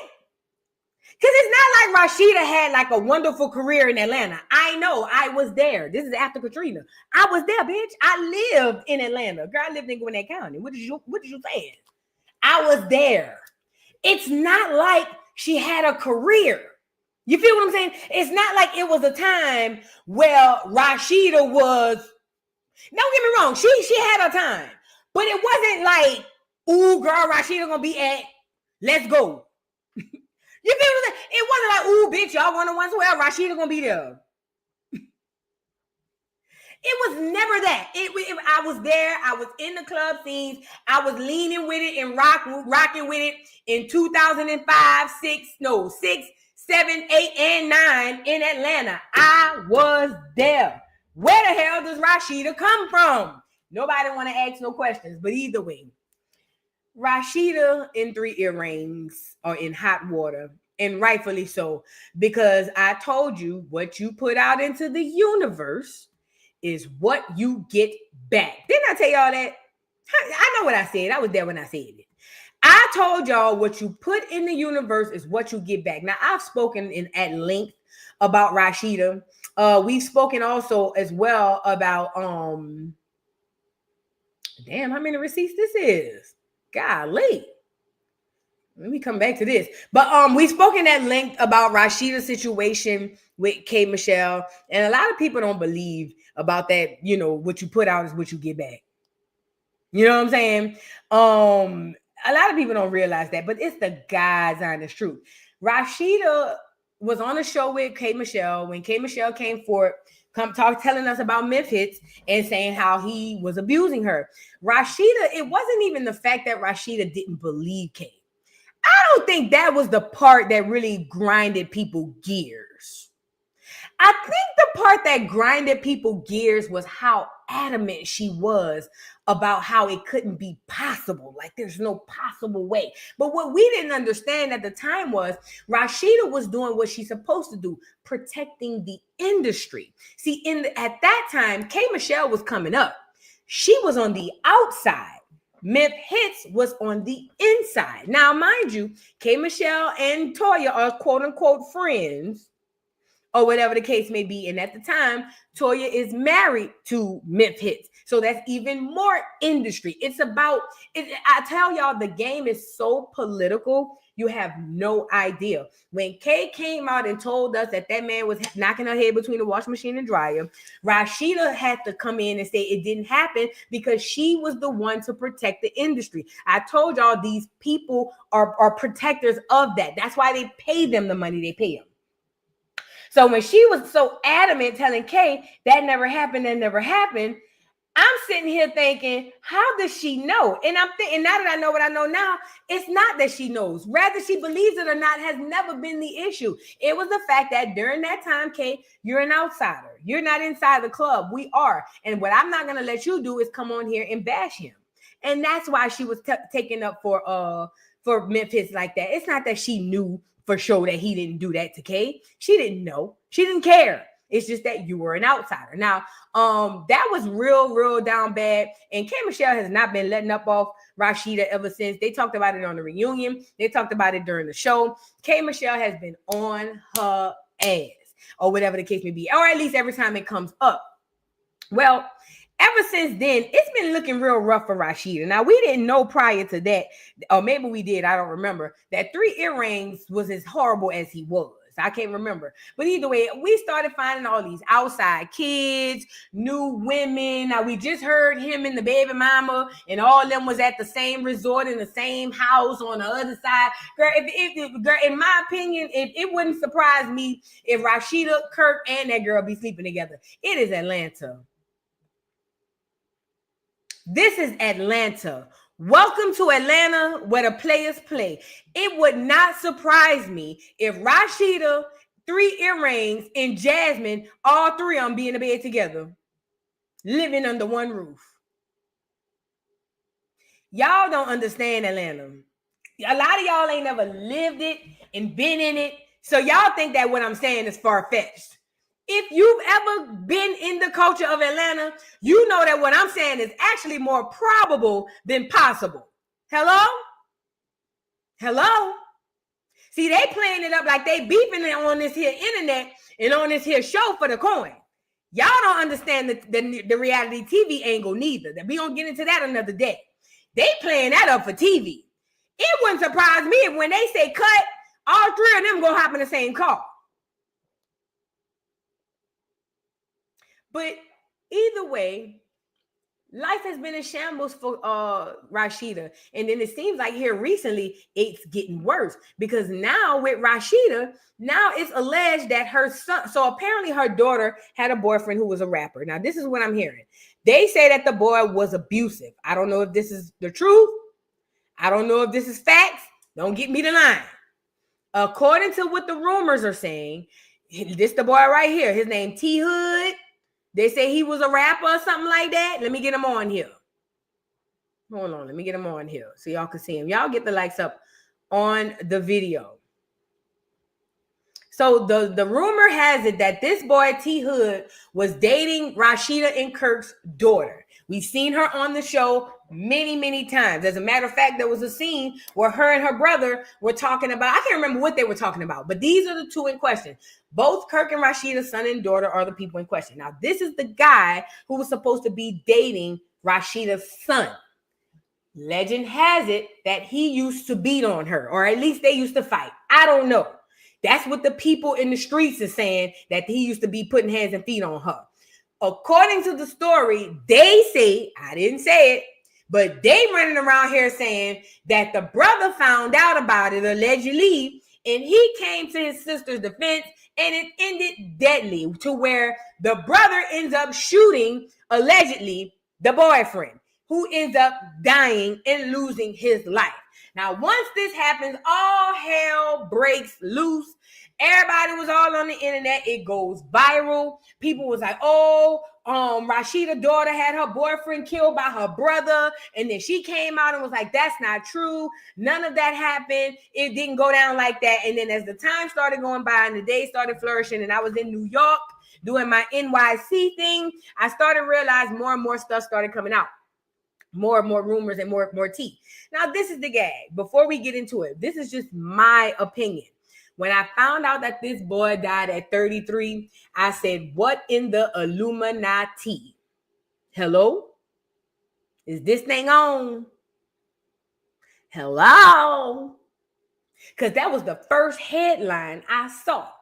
Rapper T-Lo, who dated the daughter of Kirk and Rasheeda Frost, dead at 33. I said, oh, there go.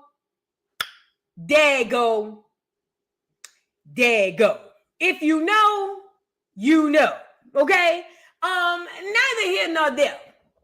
So we got Jock and his nieces and nephews, and now we got Kirk and Rasheeda, in this boy here at 33. Take the information and do with it as you please. I'm just a conspiracy theorist anyway. But that was my original, when I first heard it. I said, what in the Illuminati? And we just came off a week ago, Jock telling us he just lost his nieces and nephews. Now here it is, not even 7 days later, here go Kirk and Rasheeda. Who's next? Yandy, Luther the King, in Collateral? Who's next? Conspiracy theory. But anyway, so once I heard that, I was like, girl, what's tea? So then the girl had came on here and started blowing people down. Let me go get them. So the girl had came on here and started blowing people down, saying that basically she did not have anything to do with getting her boyfriend killed. She has nothing to do with that. That basically people are lying on her. That we need to basically get the facts. Let me go get that video. I had shared it before. Oh yeah, we got a Joce finesse 2 times and his mama too. We gonna Joce them tomorrow. We gonna Joce finesse 2 times and his mama tomorrow. Stay tuned, because I've been following that. And I am like, girl, I know somebody is lying to me, okay? Hold on. Let me go pull this up.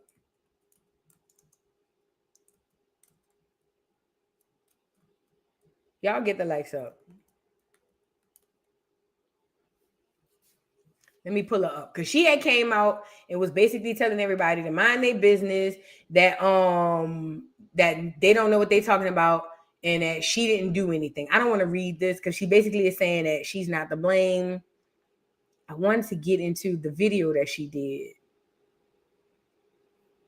Let's start here. It says, Kirk Frost's daughter, Kelsey, speaks out following the murder of her boyfriend, Atlanta rapper T Hood. The love of my life is gone. I didn't harm anyone or ask to harm him. I didn't call a brother. So the people are saying that the brother got called, and that's how the confrontation happened. She says, I am livid also. I didn't call my family for help. For one, I'm the only girl, and I know we will be right back together that same night. If anything, I don't involve my folks in our business. I didn't call a brother. I didn't call anyone but his mother.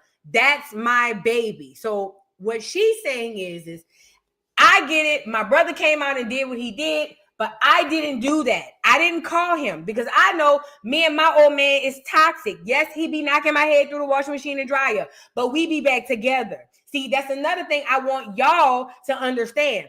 Unfortunately, there are couples like this. It is unfortunate. Unfortunately, there are couples who are just like this. And I'm so happy that she was honest enough to say it. She said, I know I didn't call my brother because I'm the only girl, and I knew we was going to be right back together that same night. Shout out to her for at least being honest in that regard. Because y'all gets on this here internet and act like that don't happen. I remember windmilling against the whole internet behind Krishan and Blueface because y'all wanted me to think that y'all wanted to tell the internet, or the internet was trying to make the world believe that Blueface was just running around here beating on Krishan. That was never the case. They beat on each other. They fought each other. Hell, most of the times, she was the aggressor. Okay? So like I said, shout out to the daughter for at least admitting that, yeah, we toxic like that. That's what we did. Okay? So then she says, then the boy's sister or somebody, the boy family speaks out. It says, oh, wow, T Hood's sister accuses Kelsey Frost of setting him up. Says her brothers fatally shot him, cleaned up the scene, and went into hiding. If it's self-defense, you wouldn't run from the scene. You would stay because you did nothing wrong. And this is what she says. At Frosted K, set my brother up. She had her brother shoot him, and she said he didn't know. She said she didn't know he was shot my brother 5 times in the back and the stomach. What? In the back? Yeah. So anyway, his sister, the guy Tay's sister, is coming out saying that she set her brother up. They believe, his family believes, that Rasheeda's daughter set their son up, or brother or family member up, to get killed by the brother. Now, according to her, that's not true. According to the sister, that's absolutely true. But I get it. Emotions are high. I don't believe that she called that boy over there to fight the brother. I don't know. So far, I'll say I don't believe it. But I get it once, during this time, nigga don't want to hear none of that. Okay? Oh, let me read this caption. It says, neighbors, it looked like Gwinnett County Police Department has a primary suspect in the murder of Atlanta rapper T Hood. According to an incident report obtained by TMZ, GWPD says their primary murder suspect is Kai Lasheed Frost, the 24-year-old son of Kirk and Rasheeda. As we've been reporting, T Hood was in a relationship with K Frost, Kirk's daughter. On the night of the shooting, there was alleged domestic dispute that ended in gunfire. As of right now, Kai has not been arrested. So they're naming him now the son. This is Rasheeda's son. This is Kirk and Rasheeda's son. They're naming him as the suspect. Okay, and I'm assuming this is the boy Tay. I don't know who this is, but this is definitely Rasheeda's son, and that's her daughter with the boy. So they naming him as a suspect. Now they saying he got shot 5 times in the back and stomach. I don't know how that self-defense worked for the back, but we'll see. Here, update. T Hood's family posts alleged recording of Kelsey admitting her brother was involved in his death. Y'all check it out. Handcuffs. I told you that was wrong. I don't condone that shit. I don't give a fuck whether or not. Like, I hear what y'all are saying, but y'all, like, you can't, like, I don't condone that shit. It's more to the story, so I don't know. Well, I don't understand how they would let him out if you told them that your brother shot Tevin. They supposed to have him. Okay, so I don't know what's going on, but I'm gonna find out. So, yeah, please do it. Like, I'm asking the same questions. What I'm saying is, like, okay, when can we get his things, Kay? I don't know. They maybe have the wrong information. They tried to find him. They sent the little SWAT team with the little shit with the big iron. They came and he was taken into handcuffs. I told you that was wrong. I don't condone that shit. I don't give a fuck whether or not. Like, I hear what y'all are saying, but y'all, like, you can't, like, I don't condone that shit. It's more to the. So I don't know. This is tricky. So the sister is on the phone saying that he was arrested and she doesn't condone what happened. But that doesn't necessarily mean that she called him over there to do that. I don't know. He was recovering from another gunshot. Oh, wow.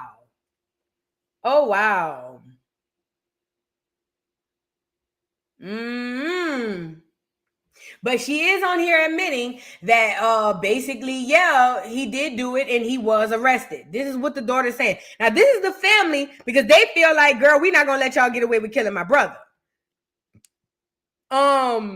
So, yeah, like I said, they listed him as a primary suspect on the murder. And I'm over here saying, while Kirk and Rasheeda was going back and forth with Kay about Spotify numbers and all that craziness, hell and all hell is breaking loose or going loose under your roof, my nigga.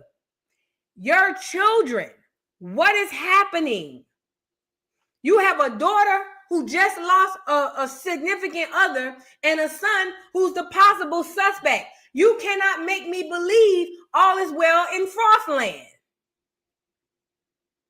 Y'all worried about the wrong things. Who gonna go to the concert? Girl, what is going on in your household? And I know they don't live with her, but when I say household, meaning in your family.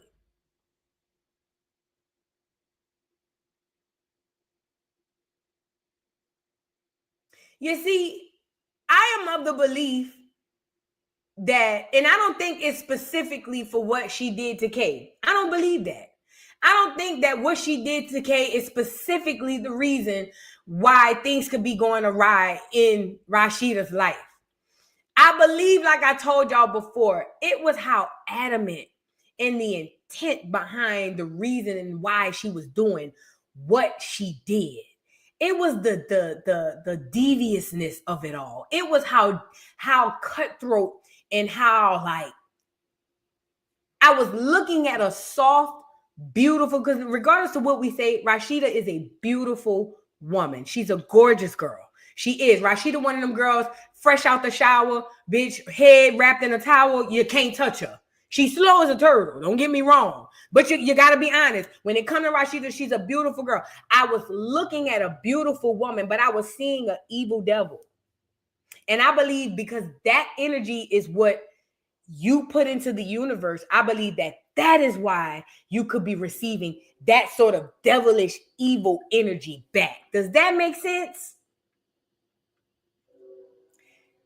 It was a way in which you were able to use your power or leverage your platform power at the time to be malicious to another person who was expressing their traumatic situation. You went out of your way to tear her down on a public stage and to dismantle everything that she had gone through. And you didn't even care about the consequences and repercussions down the line of what they would do to other Black women who wanted to come forward and say their story. You didn't care about none of that. All you cared about was you not on the right side of the club. You not inside the club. You're on the wrong side of the fence. And I got to protect because I'm quote unquote friends with Toya and her husband, Memphis Hits. Whole time we were proven, or it was proven, that he was just as violent as they say, or as Kay said he was.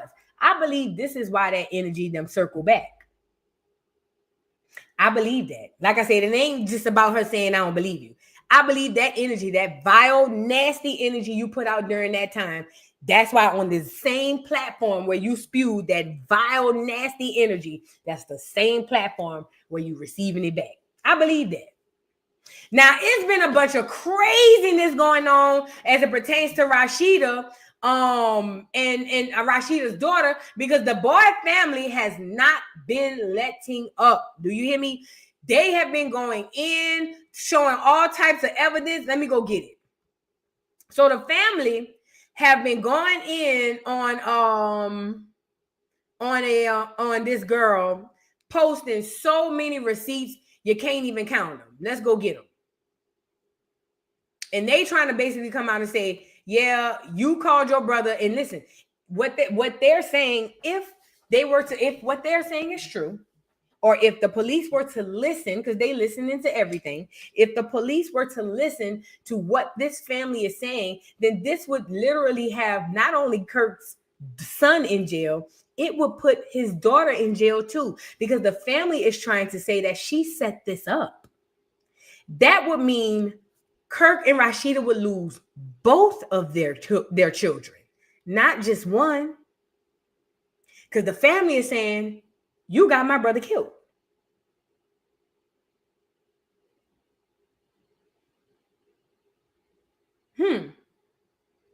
Let's get into some of the receipts.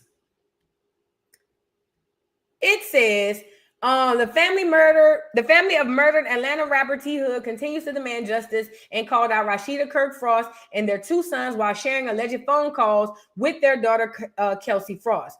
As we previously shared, T Hood, born Tevin Hood, was shot and killed at 33 at his home in Gwinnett County on Friday, August 8, 8-8. What my numerology people? 8-8, what that mean? WSB TV reported that Gwinnett County police received reports about a dispute that led to gunfire. Police arrived around 7 p.m. and found the percolator rapper shot. They provided aid and rushed him to the hospital where he later died. T Hood's family has since accused his girlfriend, Kelsey Frost, daughter of Kirk Frost, of setting him up after an alleged domestic violence incident. They accuse her of calling her brother Kai Frost and Kirk Frost Jr. Oh, so they say she called both of them to confront the rapper, resulting in Kai allegedly fatally shooting him. Days later, T Hood's two sisters, mother and daughter's mother, continue to call out the Frost family while demanding justice from authority. So they saying both of the I'm sorry, let me back it up. So I forgot. That's their other son. So they're saying that both of them, she called both of them over there to come check the nigga, and Kai, the light-skinned one, was the one who ended up killing him. Let's get into it. Y'all get the likes up, please. Please get the likes up. I would sure appreciate y'all. Please, please, please. Let me read what this says. It says, we were already at your house, me and my other sister. We seen and spoke to the police. They said the shooter was not found and he wasn't on the scene. And then it says, y'all pulled the alarm on the house and your family came faster than police. What are we lying for? The parents are hiding their son. At Frosty K admitted her brother killed Tevin Hood and he's literally in hiding. And it says, is this not a lead? Multiple stories. It's so many to post, but let's start with this. They have the wrong information. They tried to find him. They sent the little SWAT team with the little shit with the big iron. They came and this the one we just heard. Let me pass through it. Hold on. That's the one we just heard where she was saying that they did arrest him, okay? Because for sake of time. Then she says he deleted all his posts. What that tell y'all? Look that nigga up.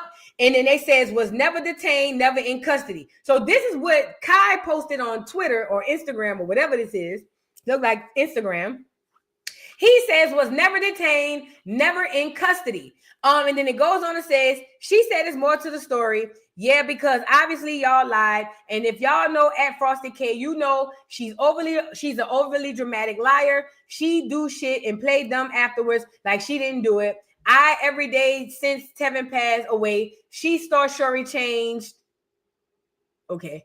And if nobody know when somebody died in a homicide, anybody who was right there, they're going to jail. If she told the police the truth, they would be in jail right now. And that's just that. Okay. It goes on. I'm not reading all of this. But they were talking about he was killed at 33, and this was their mama only son. It was a whole lot. The type of hate people have in their heart don't make no sense. Most of the time, it's never strangers. 33 years of hurdles through haters, ran laps around jealousy as if nothing. And as soon as he get with a certain type, now my brother is gone. Hers ended mine's life and got his TV mommy and daddy to save him. It says, we don't give a F about money. We got that. It's the principle. It's the truth. It's the real behind it all. One thing, we ain't never been fake or lived a lie. And then it also says, we just lost our dad. Today is my birthday and my brother is now gone. Just pray for the family and best regards to Tevin. Love the city, what he did. As I know, we forget about people as they pass. I just want to say, I just want us to always remember a leader and father, a brother and son. All right. This girl going in. She says, what am I going to tell this lady, Rasheeda Frost and Kirk Frost? I'm just wondering if it was y'all, what would y'all do on top of I gave you his mother's number personally when your whole family left the crime scene to chat at Wendy's off 124 by Centerville Mall? It says you still haven't reached out and y'all's son killed her son, and y'all know. So she said they left and went to talk about what happened. So they trying to say that they went and concocted a story. Oh my God. It says hashtag find Kai Frost, hashtag justice for T Hood. They show so much love for you today. I hate this happened to you, Tevin. This my mama only son. He knew I'd do anything for him. Anything. I hate this bitch even came into his life. She made all them posts, and I honestly don't care if she hurting. She get to see her brothers live another day. Y'all took mine. All y'all bitches can rot. And then it says, this is the baby mama, T Hood baby mama. It says, where is at Kai Frost? Hashtag justice for T Hood. Wish you could come sit on the patio with me right quick.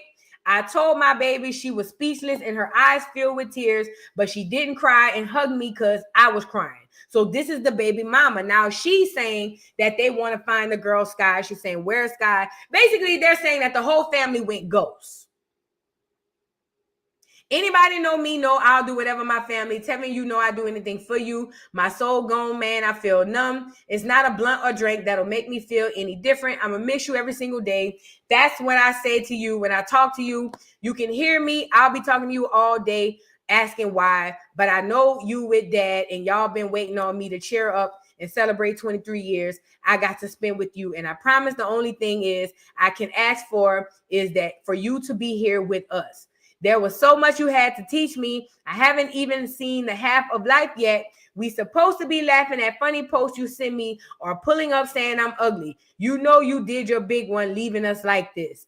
We posting every day until justice is served for my brother. And for the people in the comments, no arrests were made. That's why we're the voice for our brother. We will get justice for our brother by any means. If I got to stay up 40 days and 40 nights. God know I'm doing whatever to get justice for him. The killer is still roaming the streets. So every day, hashtag find Kai Frost and hashtag justice for T Hood until justice is served. We are grieving a tremendous loss. Please give our family the space and privacy we need to mourn and heal. Thank you for your understanding and prayers. I appreciate everybody for reposting every day, all day. We will get justice for Tevin. Keep posting and tagging the families. We need answers. Okay, so this is them continue to ask the people to continue to post. And then she goes on to say, family and friends, guess what? The Gwinnett County Police Department is protecting the Frost family. I talked to the department. No updates is what he said. What the F? This is crazy. They predicted Kai. They picked Kai up, questioned him, and let him go. He shot T Hood 7 times as he walked away. Keep the posts coming. We will not let this die. Justice for T Hood. Don't support anything that has the Frost name on it. No Frost Bistro, no press. Nobody looked at Love and Hip Hop ATL until we get answers about my son. Hashtag justice for T Hood. If this was self-defense, he would have turned himself in and stayed at the scene. Hashtag find Kai Frost. Then it says, let's be real. If you love my brother like you say you do, why not tell your people at the police department what really happened? Your brother shot him while he was walking away, point blank, period. Say what you say your truth like you say you want to do. Justice will be served regardless if you want to protect the facts or not. Okay? So like I say, the sister, I ain't reading all that, but basically she's saying that she didn't have nothing to do with that. The family is saying that she is basically the reason for it, and they're also alleging that Kirk and Rasheeda know somebody down there at the police department, and they helping them. Do I believe that? Yes. Everybody got a price. Everything is for sale. Absolutely. Yes. Happens every day, B. Happens every single day. B. It do. And if y'all are naive enough to think that it doesn't happen, then I feel sorry for you. Yes, I believe that they know somebody down there. Kirk might know somebody down there. Rasheeda might know somebody down there. They all be connected politically. They all hang out. And they called in a favor. Yes, yes, yes, yes, yes. I believe it. Absolutely, without a doubt. There's not a doubt in me. Now, as far as the story goes, and as far as the sketchiness of it, it does look bad. It does look like something is being covered up. Now, I don't know if she called her brothers over there. I heard people saying that he lived there with them, or at least one of them lived there. I don't know what happened. But the fact of the matter is, it goes two ways. If your brother was an abuser, you live by the sword and you die by it. You get it? There's that. Now, I'm not saying that he deserved to die, but what I'm saying is the book say, and the Most High say, when you live by the sword, you die by the sword. That means the way that you live is probably going to be the way he take you up out of here. So if he was allegedly, but if he was putting hands and feet on the girl and the girl brother was there, that's how it go. That's how it go. I don't know how it go any other way in any other situation. It's one thing for you to knock my head between the washing machine and dryer. It's another thing for you to do it in my brother right there. That's how it go. Unfortunately, if this is the truth, now again, I wasn't there. I don't know. But if this is the truth, you got to take your lick on that. That's how I go. Okay? Now, on top of that, do I think there's some shady stuff going on the front side? Yeah. Because now I'm starting to wonder, let me say this. I don't think that she physically got on the phone or physically yelled to another room and told one of her brothers to come help her. I don't believe that. The reason I don't believe that is because she said it out her own mouth. Girl, we toxic. We get to fighting in here and tussling all the time and be right back together. I don't never call my brothers when it come down to that type of stuff. So I don't believe that she physically said, help, this nigga putting his hands on me. I don't believe that. But I do believe that if the brother either heard about it or he was in the house and heard you in there putting hands and feet on his sister, he acted, and that's how it goes.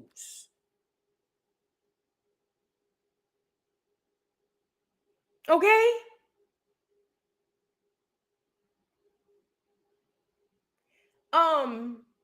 This story has a lot of layers to it, and there's a lot of stuff that I feel like Rasheeda in 3 Earrings is over there trying to hide.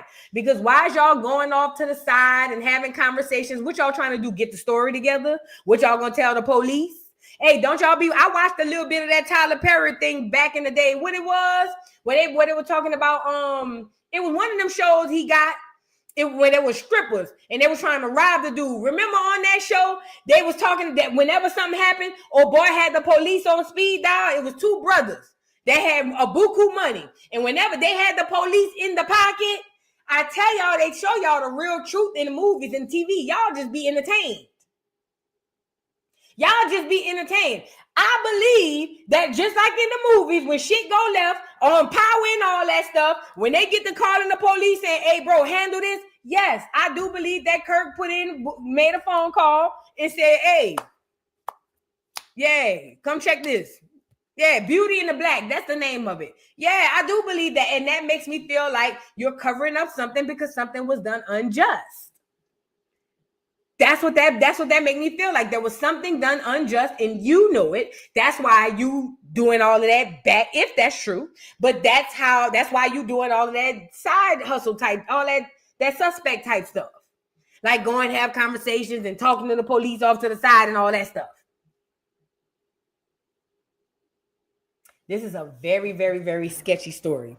But I'm going to tell you, me hearing about this dying at 33, me understanding this industry is giving me this young man was a sacrifice. It's also giving me Kirk is still from Harlem. I get it. He got 3 earrings and his head is pushed back.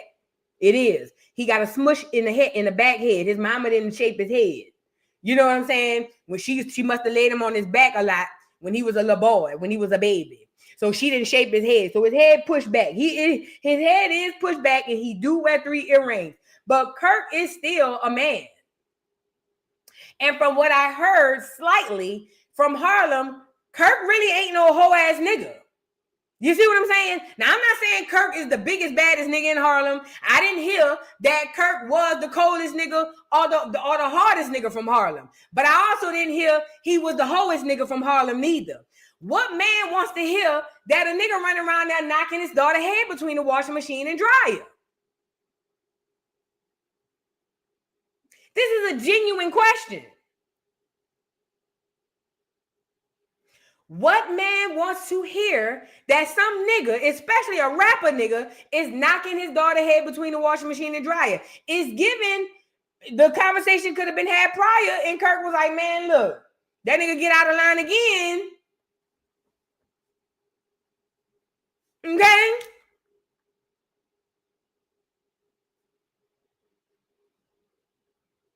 It's a very sticky, nasty situation. I don't know who did what. It ain't really, you know. I'm gonna keep my eyes on it because I'm interested. I'm very, very, very, very, very interested. Very interested into how this goes. But they are saying that Kai is now a suspect in the case, allegedly. According to what I'm reading, they're saying he's now a suspect, and we'll see how it go. We'll see how it go. Yeah, and right, Diva, and she the only daughter? Yes, and plus she the only daughter. Come on, man. And Kirk got money. One thing about I'm more afraid of a nigga with money than a nigga who got hands, or a nigga, because a nigga with money, he don't have to physically go out there and do nothing, but he could pay a nigga to do anything. Kirk got money. I'm just saying, Kirk got money. And you think he want to hear a nigga putting their hands on his daughter? We'll see. But rest in peace to the young man. Rest in peace to the young brother. Okay? Y'all get the likes up on the video. I didn't know who he was. Thank you, Crystal Crockett, for the super chat. I appreciate you. Thank you so much. Kawana, thank you for the super sticker. Thank you, thank you, thank you. Shout out to everybody in the building. I hope you guys have liked the video. Subscribe to the channel. We are trying to get to 50,000 subs. KK, thank you for the super chat. Says Kai was living with the couple allegedly. That shot was just more than just the DV. It was jealousy and entitlement on Kai's side, in my opinion. Ooh. Now, see, I got to crawl deeper down to this rabbit hole because now you talking about something I don't know nothing about. Deeper jealousy, entitlement. Now I got to get into what was really going on behind the scenes, but that makes sense. Listen, more to the story is always going to come out. It's always going to come out. More to the story will forever come out, okay? Michelle, thank you so much for the super chat. Says, Vu, much love. Thank you so much, Michelle. I appreciate you so much. Y'all, please like the video, please. Where is this damn... I think I just lost my... Oh, there you go. There you go. There you go. My bad. Bobby Rodriguez, thank you for being a member for 9 months. Says, hey, boo, love you down to the ground and I love your back. You got to know that. I love your back. Okay. Shout out to everybody in the building, y'all. Please get the likes up on the video. Now, we're going to end off with this Fat Joe BET stuff. Y'all had to know I was coming on here. You know what else we're going to talk about tomorrow, too? Umar in that school. Now, I done heard that the people say that Umar about to lose that school. The Prince of Pancoochie. They say he owed $70-something thousand for the school, and then he went down to Newark, New Jersey, or Newark, is that what y'all call it? New Jersey, and was around there talking about he won't open a school down in New Jersey. Y'all some new age fools. If y'all anything Umar can say, listen, let me say this when it comes to the Prince of Pancoochie. The Most High have been lifting the veils off these people. The Most High have been lifting the veil off these people. Listen, if you don't know nothing in 2025, you don't want to know nothing in 2025. The Most High is revealing every single bull crap lie that has been told to us all these years. It is so much information out here. It is so much revealing going on. And a lot of people are not taking heed to what is happening here. This is no coincidence that all of these ideals and all of these ideologies that we had in the past are all crumbling right now. All of the lies we were told in history, there's a reason why all of those things are crumbling. They're literally falling and by the wayside. Every single lie is coming undone. The Most High is making way. I told y'all the universe is doing his part. The Most High is doing his part. Everybody's making their way to doing their part they need to do. You need to do your part.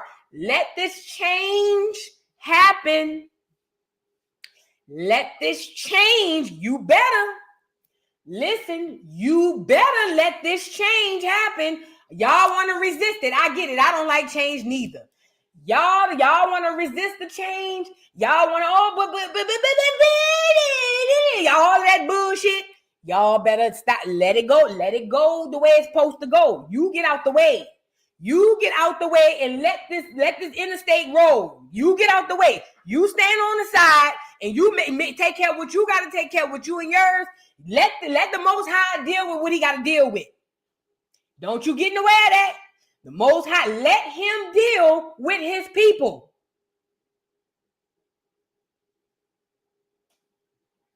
That's all I got to say. Let him deal with his people. He said, I'm going to start at the church first. He flipped over tables at the synagogue. Let him deal with his people.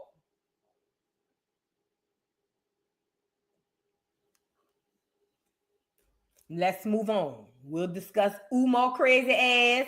And who else I said we're going to discuss tomorrow? Whoever I said we're going to discuss tomorrow, we're going to be discussing their crazy ass tomorrow too. Get out the way. Let the Most High do his thing. You get out the way.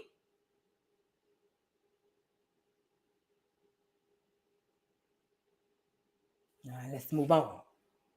Fat Joe in the BET Awards. He done already lifted the veil on that. You see what I'm saying? He's doing his part. You got to do yours. Now, Fat Joe, first of all, we already found out the BET Awards was getting canceled. Or nope, suspended indefinitely. That, and I want to say, what was the Hip Hop Awards or the Soul Train Awards or something like that? I can't remember. Thank you, Measure Man, for the super chat. Says, this is a great reset. Change doesn't ask for permission. Facts. Big Fendi facts, okay? Thank you so much for that word. I appreciate it. But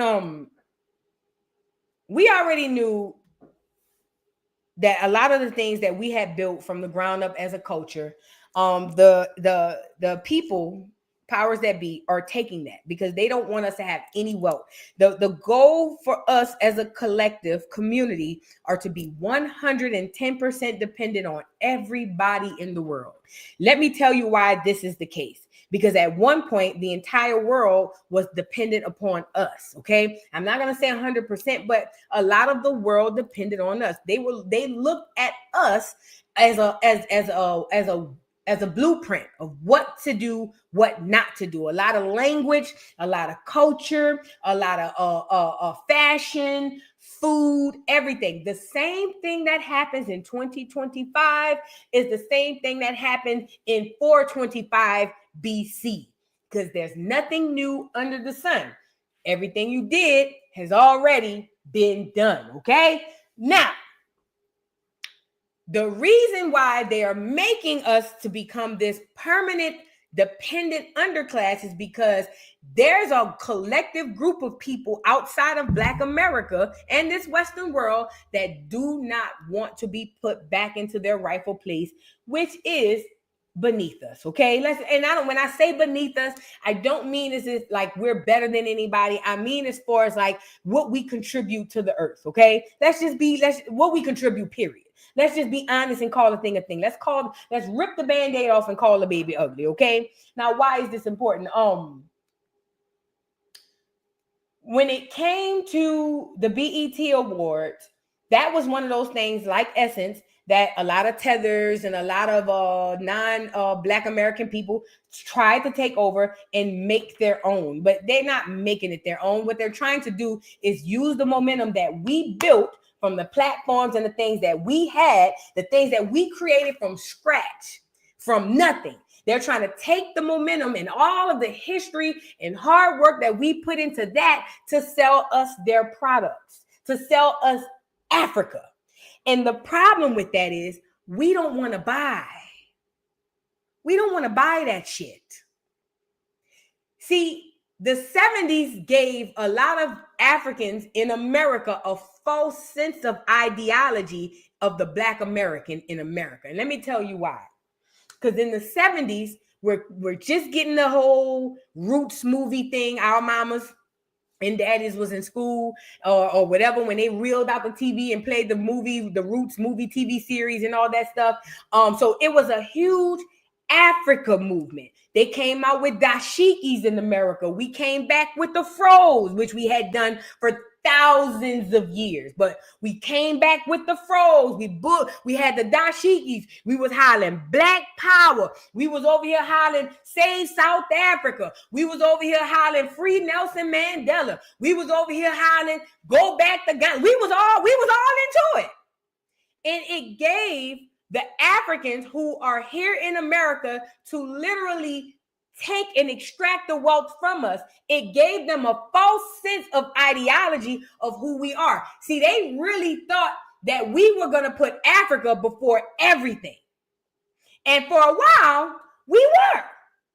But this generation, I'm talking about my generation, we're a different set of people. We're more independent thinkers. And we started to peel back layers on things and started to scratch our head and started to look into stuff. And we started to realize this Pan-Africa and this Africa shit is a big ass hoax that was sold to us. So we decided, yeah, you know what? We good on that. Shout out to Africa. Shout out to the Pan-African movement. We are not the only Black people in the diaspora.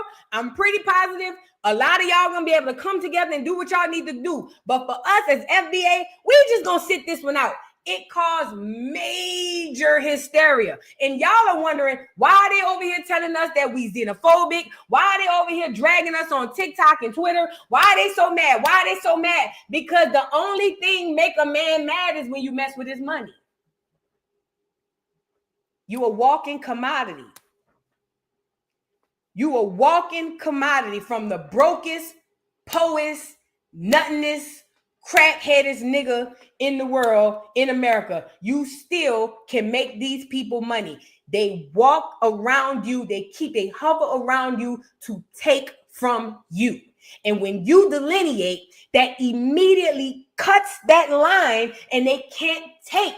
And that's why they sitting up here saying, you're xenophobic, you're this, you're that, you're da-da-da-da-da, you're the Pan-African, and you guys, you FBS, and da-da-da. That's why they wigging out like that, because you cutting off the pocketbook.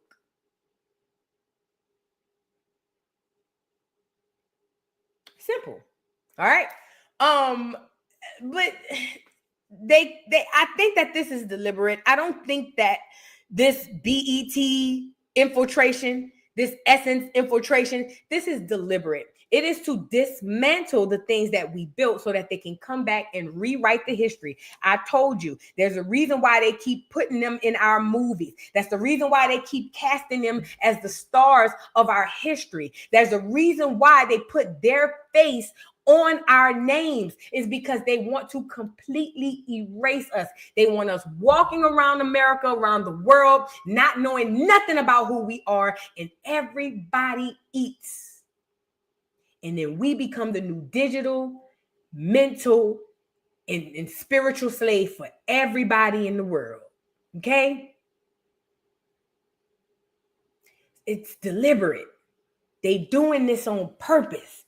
It's to replace you, us, the great replacement. We want to still be able to use them because we need them, but we want to be able to say we did it. That's why every time you turn around and say we did something, I got to give reverence to Africa. Nigga, I ain't never set foot on the continent. How the fuck I give reverence to Africa and I ain't never been there? My mo ain't never been to Africa. My grandma ain't never been to Africa.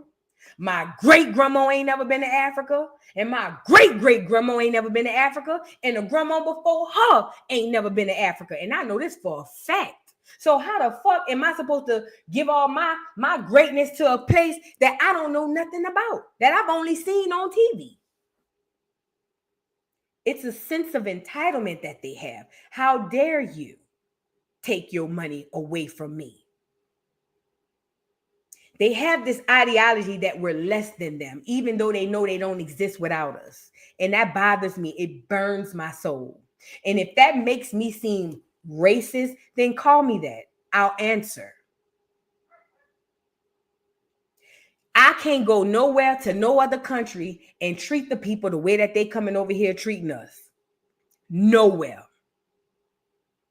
Yet and still, these people come over here and get so freaking entitled that even the idea of saying, I don't want to spend my money with you, makes them want to say we want to start wars. We want to have our doctors not treat you if you about to die. Oh, we need to use xenophobe. Look at how much hate and anger it brings out of them fucking devils. Because see, I know devils come in all colors. Y'all just think they white.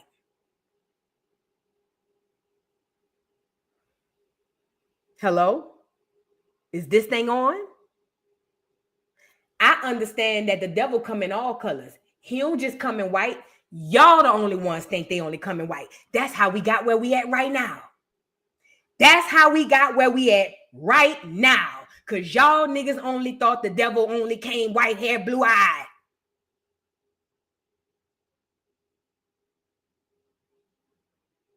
Anyways, they infiltrating all our stuff, BET, Essence, any and everything we ever had, so they can take it over, repackage it, and then resell it to us. Same thing they did with the braids. Same thing they did with the braids. They gonna take it over, repackage it, and then resell it back to us. Does this make sense to anybody yet? Are you catching on? They're gonna take it. Think about the braids. They're gonna take it over, repackage it, and then resell it back to us. That's what they're gonna do with Essence and BET. Mark my word. If I ain't here, God said the same. I ain't here. If I ain't here, meet back at this video right here, future. Whoever in the future, 50 years, 100 years, 200 years, however long it take for them black devils to repackage this shit. They gonna take it, repackage it, and then put their face on it and resell it back to us. Mark my words. And I said that. That's all they do. They don't have nothing to give to us. They never had anything to give to us. Their whole opportunity, the whole point was to take.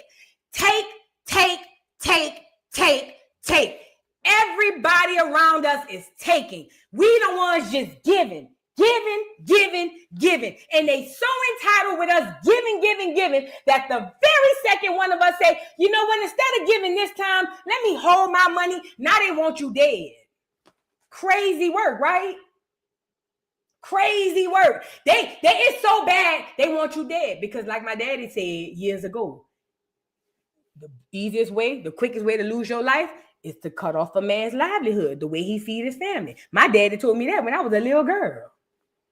The quickest way to lose your life is to cut off the way a man feed his family. So if my closing my pocketbook cuts off the way you feed your family, now I understand why you want me to die, bitch.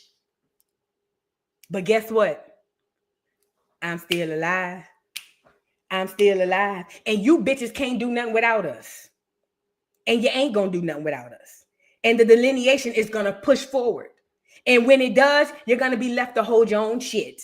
And then what? And let me say this. This is not to all Africans. As a matter of fact, I actually appreciate Africa and the people of Africa. When I'm speaking, I am speaking of the African people in Western America or in the Western world who are tethering, undermining, and then pointing and wagging their little nasty nub fingers at us as if we owe them something. Bitch, we don't owe you nothing. You let the civil rights movement fuck you up. See, you let the we shall overcome in the dog whistles and the holes and the water holes and all of that. See, you let that mess you up. This generation don't play like that.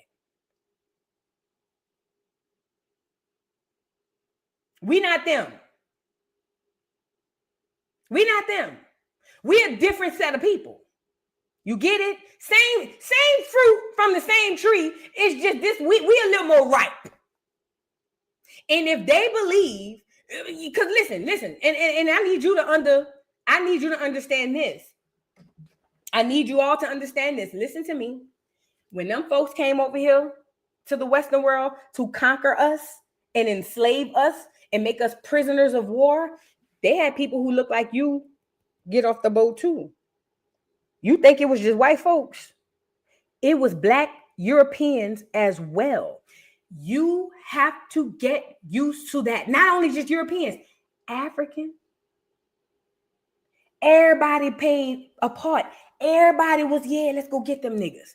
It's like everybody got together on the side and had a secret meeting about us. And our duck ass was the only ones who didn't know. Well, welcome to the party. We're late.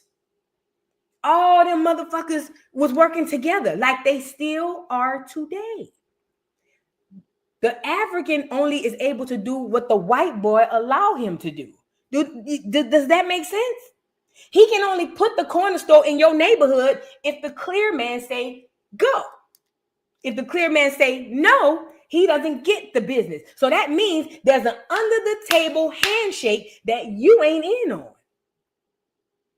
And that's not just the Africans, that's the Asians, that's the Arabs, that's the Hispanics, that's all of them. That's all of them. Y'all better wake up and pay attention. All of them. You don't have no allies, not as a collective. Now, we have people who are allies that are not in FBA that really want to see good things. And shout out to them people. We got allies in the Caribbean. We got allies in Africa. We have people who are allies. What I'm saying is when it comes down to us, when we hear people going through stuff, we as a collective, we get together, we band together, and we go and support and say, no, this is wrong. No. And we protest, and then we do what we do. We raise money. We get together as a collective and do things. I'm saying as a collective, I'm sorry, as a collective, there is no group. There is not one group as a collective that wants to help us.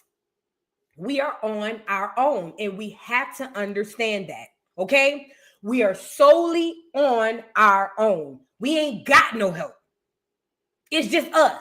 But this is the gag. We don't need the help. We just got to tap back in. You get it? We got to tap back in. Because listen, the reason we might think we need the allyship is because we've been taught to not tap in and to look outward. That's why we believe that we need all this allyship. We were doing it for thousands of years by ourselves. What makes us think we can't tap back in and do it again? Let's get to this BET stuff. So now Fat Joe, the BET Awards gets canned. And mind you, outside of Fat Joe coming on here calling FBA a cult or whatever he said we was, some broke niggas or something like that. Outside of that, Fat Joe also came out and had to give his perspective on why he believes that the BET Awards was taken down. Now, according to Fat Joe, he thinks that the BET Awards was taken away because of gentrification. Now, mind you, this is a clear man I'm looking at. I've always seen a clear man when I seen Fat Joe. Y'all wanted to try to tell me he was part of the brown community because he was allegedly a Puerto Rican. I've never seen anything but a clear man when I look at that boy, Fat Joe.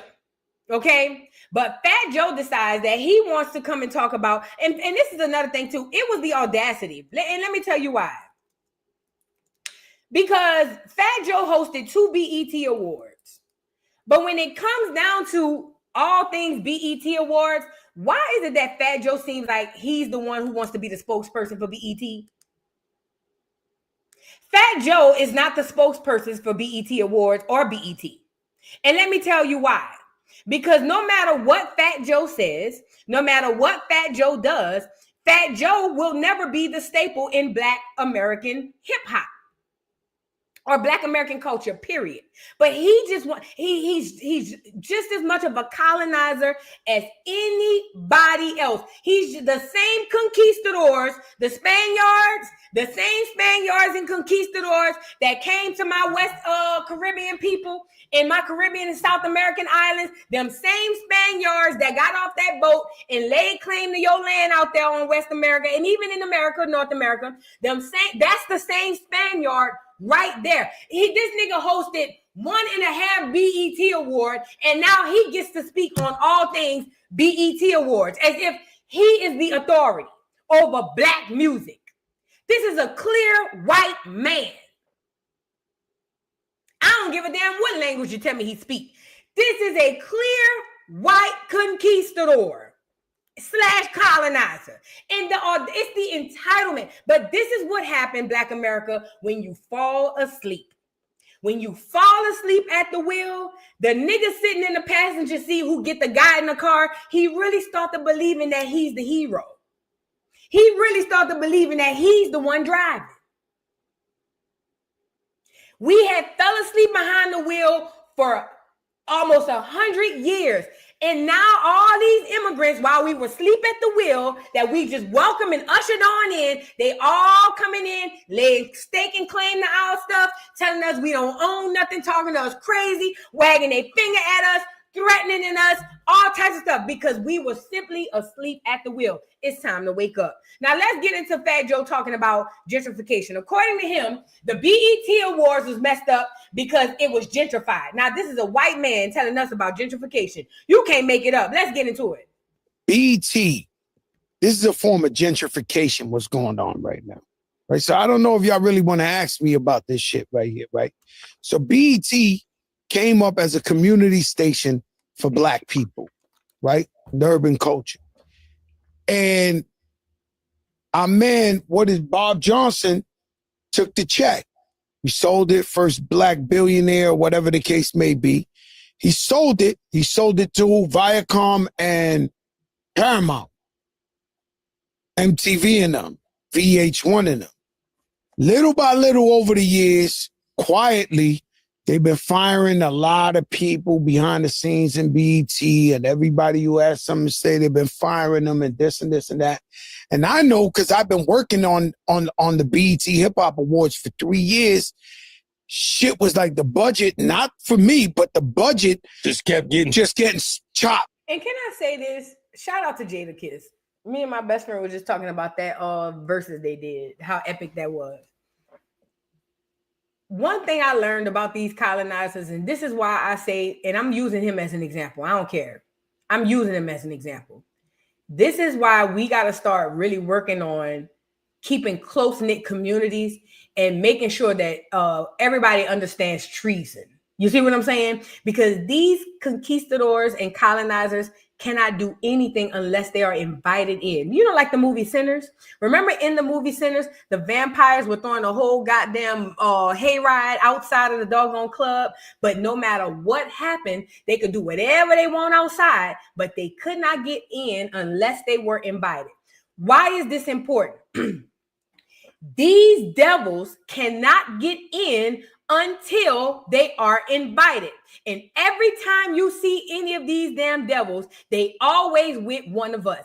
Every freaking time. Now, I'm not obtuse. Sometimes it be unbeknownst to the person who's with them that may be FBA that's what they're doing. Some of them don't know. I have to give them that. But there are a large number of them who do know, and they don't care. Okay? And this is what I talk about when I say treason. And this is what I talk about when I say keeping a close-knit community and shutting the door and locking the deadbolt behind it. And sometimes some of us gonna have to get kicked out too. Sometimes some of us is going to have to get kicked out too, because Fat Joe could have got on his Instagram by himself and did this whole bit. And I promise you, most of us wouldn't have even knew he even went live.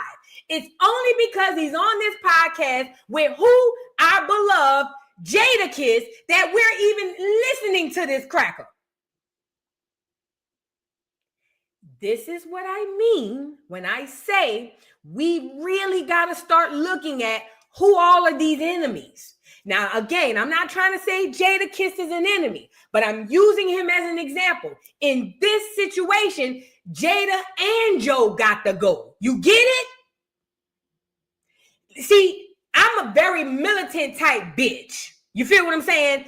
I'm very guerrilla warfare, guerrilla family, fucking let's just go ham and die about it type shit. I'm of the belief Joe and Jada gotta go. Because if we telling you, Jada, that we're not trying to fuck with Joe, but then you keep coming bring Joe around, that tells us that you want to put what Joe desires over what the community desires. And if that's the case, that's cool. We ain't gonna trip on that. But you gotta go with Joe. You gotta go with Joe. That's cool. We not tripping. We ain't even gonna do you nothing. Just go with Joe. Fat Joe has only been able to do what he's done because he has to tether on us. That's the only. You think he really liked Remy Ma? He had Remy Ma in his camp because he needed her. That's why he had Remy Ma. He needed her. Wasn't nobody trying to listen to a bunch of butter pecan or Boricua Morinas or whatever they call themselves rapping, sounding like they barely speaking English. He needed her. That's why she was a part of Terror Squad.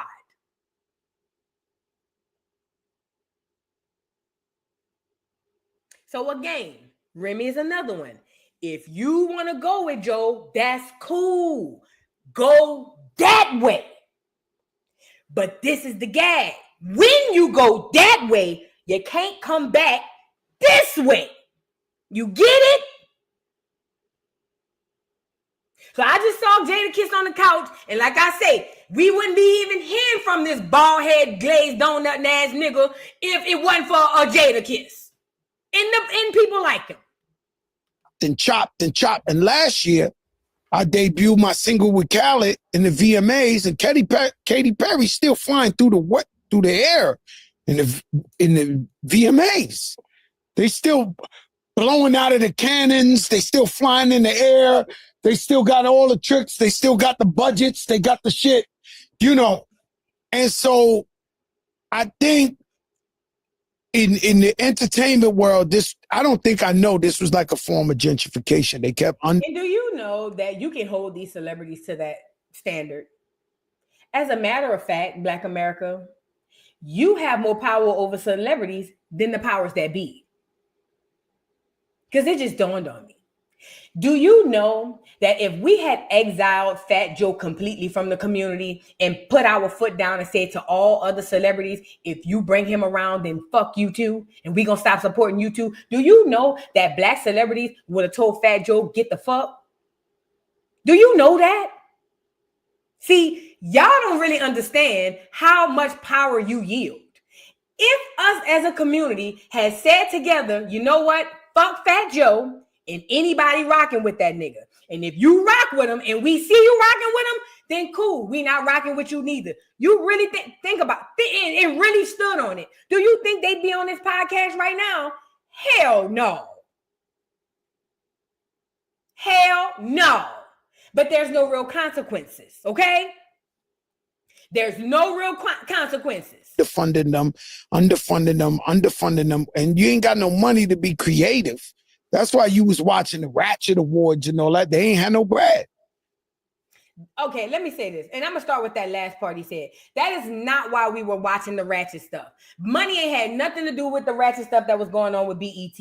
That was done by design. That was to further push the narrative and further push the whole idea of us all being some hoes. Black American women as hoes who want to get abortions and don't take care of their kids. That ain't had nothing to do with money. That had absolutely nothing to do with a budget. That was designed social programming, social engineering, okay? That was going to happen whether they had a budget or not. But I want to start with this gentrification thing. The fact that this white man could sit in front of us and tell us that the reason for this is because of gentrification, as if he is not a part of said system, is asinine to me. That's the level of oblivion that these tethers are on now. He don't even think that he's one of the conquistadors. And the fact of the matter is, most Black Americans don't think that he's one of the conquistadors. A lot of us still think that he's part of this fictional brown community that has never fucking existed. So he could sit there with all his audacity and all of his bullshit and say that it was because of gentrification. Stop the cap. It ain't had nothing to do with gentrification. No, I'm lying. It did have something to do with gentrification, but not like that. They were infiltrating and integrating in a whole bunch of foreigners to do what they did. Take it over so that they can take it, repackage it, and resell it. I told you that. But as it pertains to Fat Joe, my whole thing with him is, how you gonna even get up here and talk about BET? Nigga, when you started hosting the BET Awards, we wasn't even watching it. You didn't even have the BET Awards when it was a thing. When the BET Awards was popping, it was FBA hosts who were hosting the BET Awards. When the BET Awards was popping, it was FBA people who were headlining the BET Awards. It wasn't nobody from Africa. It wasn't nobody from the Caribbean. It wasn't nobody from Europe. It was only us. When the BET Awards was that thing, it was for us and by us. See, this was around a time when Black entertainment, when that Black word only meant us. When y'all was running around here saying y'all wasn't Black. So this was around the time when we said Black entertainment, we were only talking about us. Yes, it was exclusive to only us, and that's okay. The Asians got exclusive stuff to them. The European, everybody got stuff exclusive to them. It was only exclusive to us. It wasn't until y'all came trying to put your nasty funky hands on it that it all go awry. But that's also done by design. Don't let that go over your head, okay? Now, him saying because I hosted 2 or 3 years, yeah, but you hosted it during its decline. You don't get a say. Gentrification don't even need to be coming out of your mouth when you are the biggest gentrifier of hip hop. That's all you do.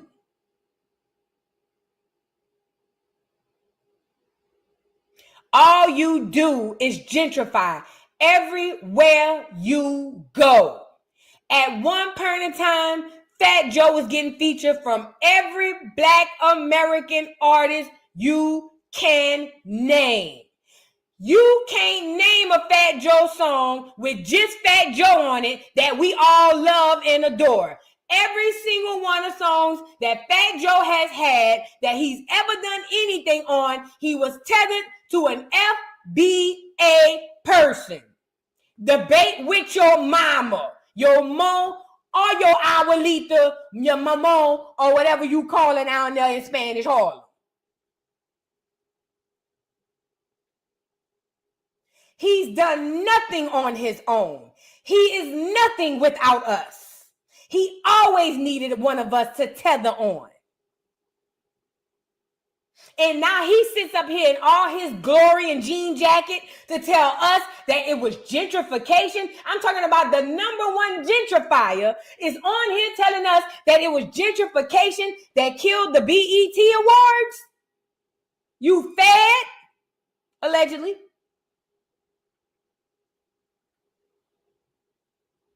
The moment they stop making it about the people who it's about, that's the moment it dies. Okay? Literally nobody wanted to see Fat Joe host the BET Awards. As a matter of fact, whenever he would perform in the past, we never wanted to hear your verse. We don't even know any of your verses to any of the songs that are even popular that you have. We only know every other person's verse. On I Make It Rain, we only know Wayne part. I'm in this bitch with the terror. Got a handful of scrap, better grab an umbrella. We don't even know what you say on the song. We never knew what you said on the song, and you know it. You don't care about that, though.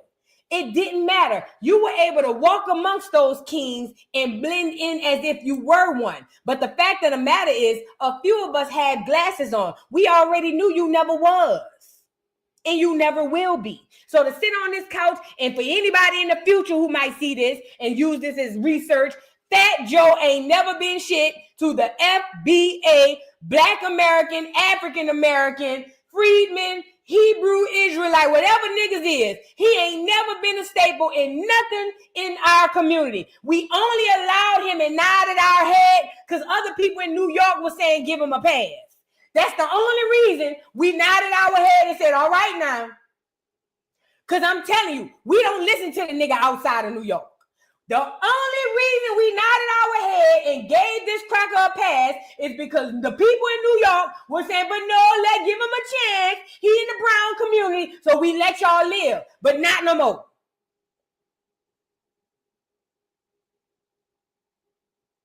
Like I said, if Jada want to rock with Joe, that's cool. But Jada could go with Joe too. That's the type of time I'm on. If Jada want to rock with Joe, that's cool. Appreciate you. Wish you nothing but the best, brother. But you got to go with Joe. Because he is a cancer. He is a direct threat to my community. If you care about him that much, if he means more to you than the overall collective, then you got to go with Joe. We can't have that type of infiltration going on inside the fold. We trying to do something. We trying to correct a lot of wrongs. We trying to right a lot of wrongs. If you're going to rock with the nigga, cool. Just go that way. Now, I don't normally listen to this fool, Benzino, but when he's right, he's right. Now, Benzino has skin in the game to talk about this because Benzino responded to Fat Joe and basically says that Fat Joe, shut the fuck up because, nigga, you ain't even in the community like that. And also, let's be honest, Benzino did have one of the Black successful Source magazines that turned into the Source Awards, which was the shit. So he has enough skin in the game. He has enough experience about this, and he is all hip-hop. So he knows exactly what he's talking about. And he shares my sentiments. How in the hell can Fat Joe sit up here and tell us it's gentrification and you white? Let's get into No Neck, Benzino, and what he had to say about this. Fat Joe said it's gentrification after they let his ass host the awards 2 years earlier.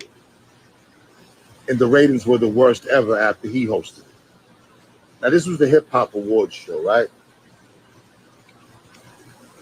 Why he going to get on there and say gentrification? Like, gentrification from what? From who? Was it gentrification when you was hosting it, Joey? Stop, man. Joe, you're putting out too much misinformation on the internet, bro. You got to do better, man. You have a great catalog. Your accomplishments in hip hop are pretty up there, but it's like, to me, you're ruining it with this bullshit. We ain't gonna talk about the lies and the beating up the kids, the 100 kids in the gym, because everybody got their stories. I respect it. But the BET Awards, to say it was gentrification after you hosted it, after it was probably one of the worst award show ratings ever, nah. If they come and say it was gentrification, that's a slap in BET's face, Joe, and a slap in the coach's face. It wasn't gentrification when you was hosting it, right? Come on, man. You gotta do better, bro. Man, so back to Fat Joe, man. It ain't gentrification. It's just that BET just didn't know how to put on the awards. Once they did the Hip Hop Awards and with the awards, it was too much. They should have kept the BET Awards. They should have had a real healthy rap part in there. Because the BET Awards have always been great, the award show. But they started going away from the older legends. When they put the legends on and made it older, it was good. They transformed the regular BET Awards to the Hip Hop Awards, and they already had the Hip Hop Awards. That was a mistake. At one point, BET's award show was legendary. The awards, not the hip hop. Only the Source Hip Hop Awards did it right for hip hop. But when Fat Joe comes up here and says, "Oh, it's gentrification," man, get the fuck out of here. Was it gentrification when your ass was hosting it, right? It actually was. That's when it was gentrification, Joey. You didn't even know it. The award show wasn't getting ratings. It died when it was diving before you got there. When you got there, it really died. And that's just a fact. I Fat Joe said it's gentrification. Benzino did not tell one lie. Regardless to how we feel about him, he did not lie. Listen, when it came down to the BET Awards, it's again, when you take the source of something away, then you lose its authenticity, okay? And what's happening with this Benzino stuff, with this BET Awards is they are putting other people, they are putting others, not us, in these positions who don't know the culture, who don't know the history, who don't know why we might do this or sing like that. They don't know. So if you try to replace the source with others, then this is what you get. He's absolutely right. I didn't like that they started making all them different BET hip hop awards, BET this award, just make it the BET Awards. That's all. It really was the most legendary when it was that. And he's right. The only other hip hop award show that was authentic and was legit was the Source Awards. Now, don't get me wrong. You might get shot. But, if you go, you might get shot. However, the award show was lit. The Source Hip Hop Awards, that award show was lit. It was flawless. Outside of the ignorance of the niggas, it was actually flawless the way it was done. So he's right. The Source is the only one that did the award show correct for hip hop. But when they started, again, these are people, others who don't know the culture. So in their minds, why don't we just do this? Why don't we just tweak that? Why don't we just move around? And they are not knowing, doing these little tweaks and little fine things, you're literally tearing it down little by little. He's absolutely right. And like he said, it was gentrification when you were there. Now, the only part I don't agree with is he says Fat Joe didn't know it. Fat Joe knew it. He played it off like he didn't know it to get to you. He played it off like he didn't know it. See, it's all a part of the game. When y'all start to understand the way that this tethering happens, then you understand what's going on. They like to play stupid. They like to play ignorant like they don't know. They like to play like that. But that's not the real. The real is they know exactly what they're doing. When they come here off them boats, or their mammies and their pappies come here off them boats, they have them talks in them households. They know exactly who you are. You may not know it for sure, but they know exactly who you are. They know exactly why they're here, and they know exactly what they are doing. He knew he was a gentrifier. He just didn't care. He just didn't care. Okay? Now, another thing he touched on when he said Fat Joe hosted the awards at the end. Well, at least I said this. By the time Fat Joe hosted the BET Awards, it was over. That's the reason why they had to get a Fat Joe. And you notice how when he was like, well, they had cut the budget. Not my budget. Yes, your budget. Because back then we used to get A1, A+ stars. Bitch, we had Monique in her prime host the BET Awards. We had Will Smith and Jada Pinkett Smith in their prime host the BET Awards. Nigga, we have top tier hosts for the BET Awards. We didn't just go grab no Joey Cracks from the corner of the Boogie Down and say, hey, come grab a mic and grab the award show. See, when you got it, we had already had them vacated. We had already left, Joe. You are a part of the budget cut. That's why they hired you when you were hired. You had hits back then. If they really thought you was that dude, they would have had you host then. But you are not top tier excellence when it comes to the craft. Not even in hip hop. I don't care what the records say. I don't care what the numbers say. I don't care what Billboard say. I'm telling you what the culture say. Fat Joe is not even in the top 50 of hip hop. I'm really going to be nasty and say he ain't even in the top 100.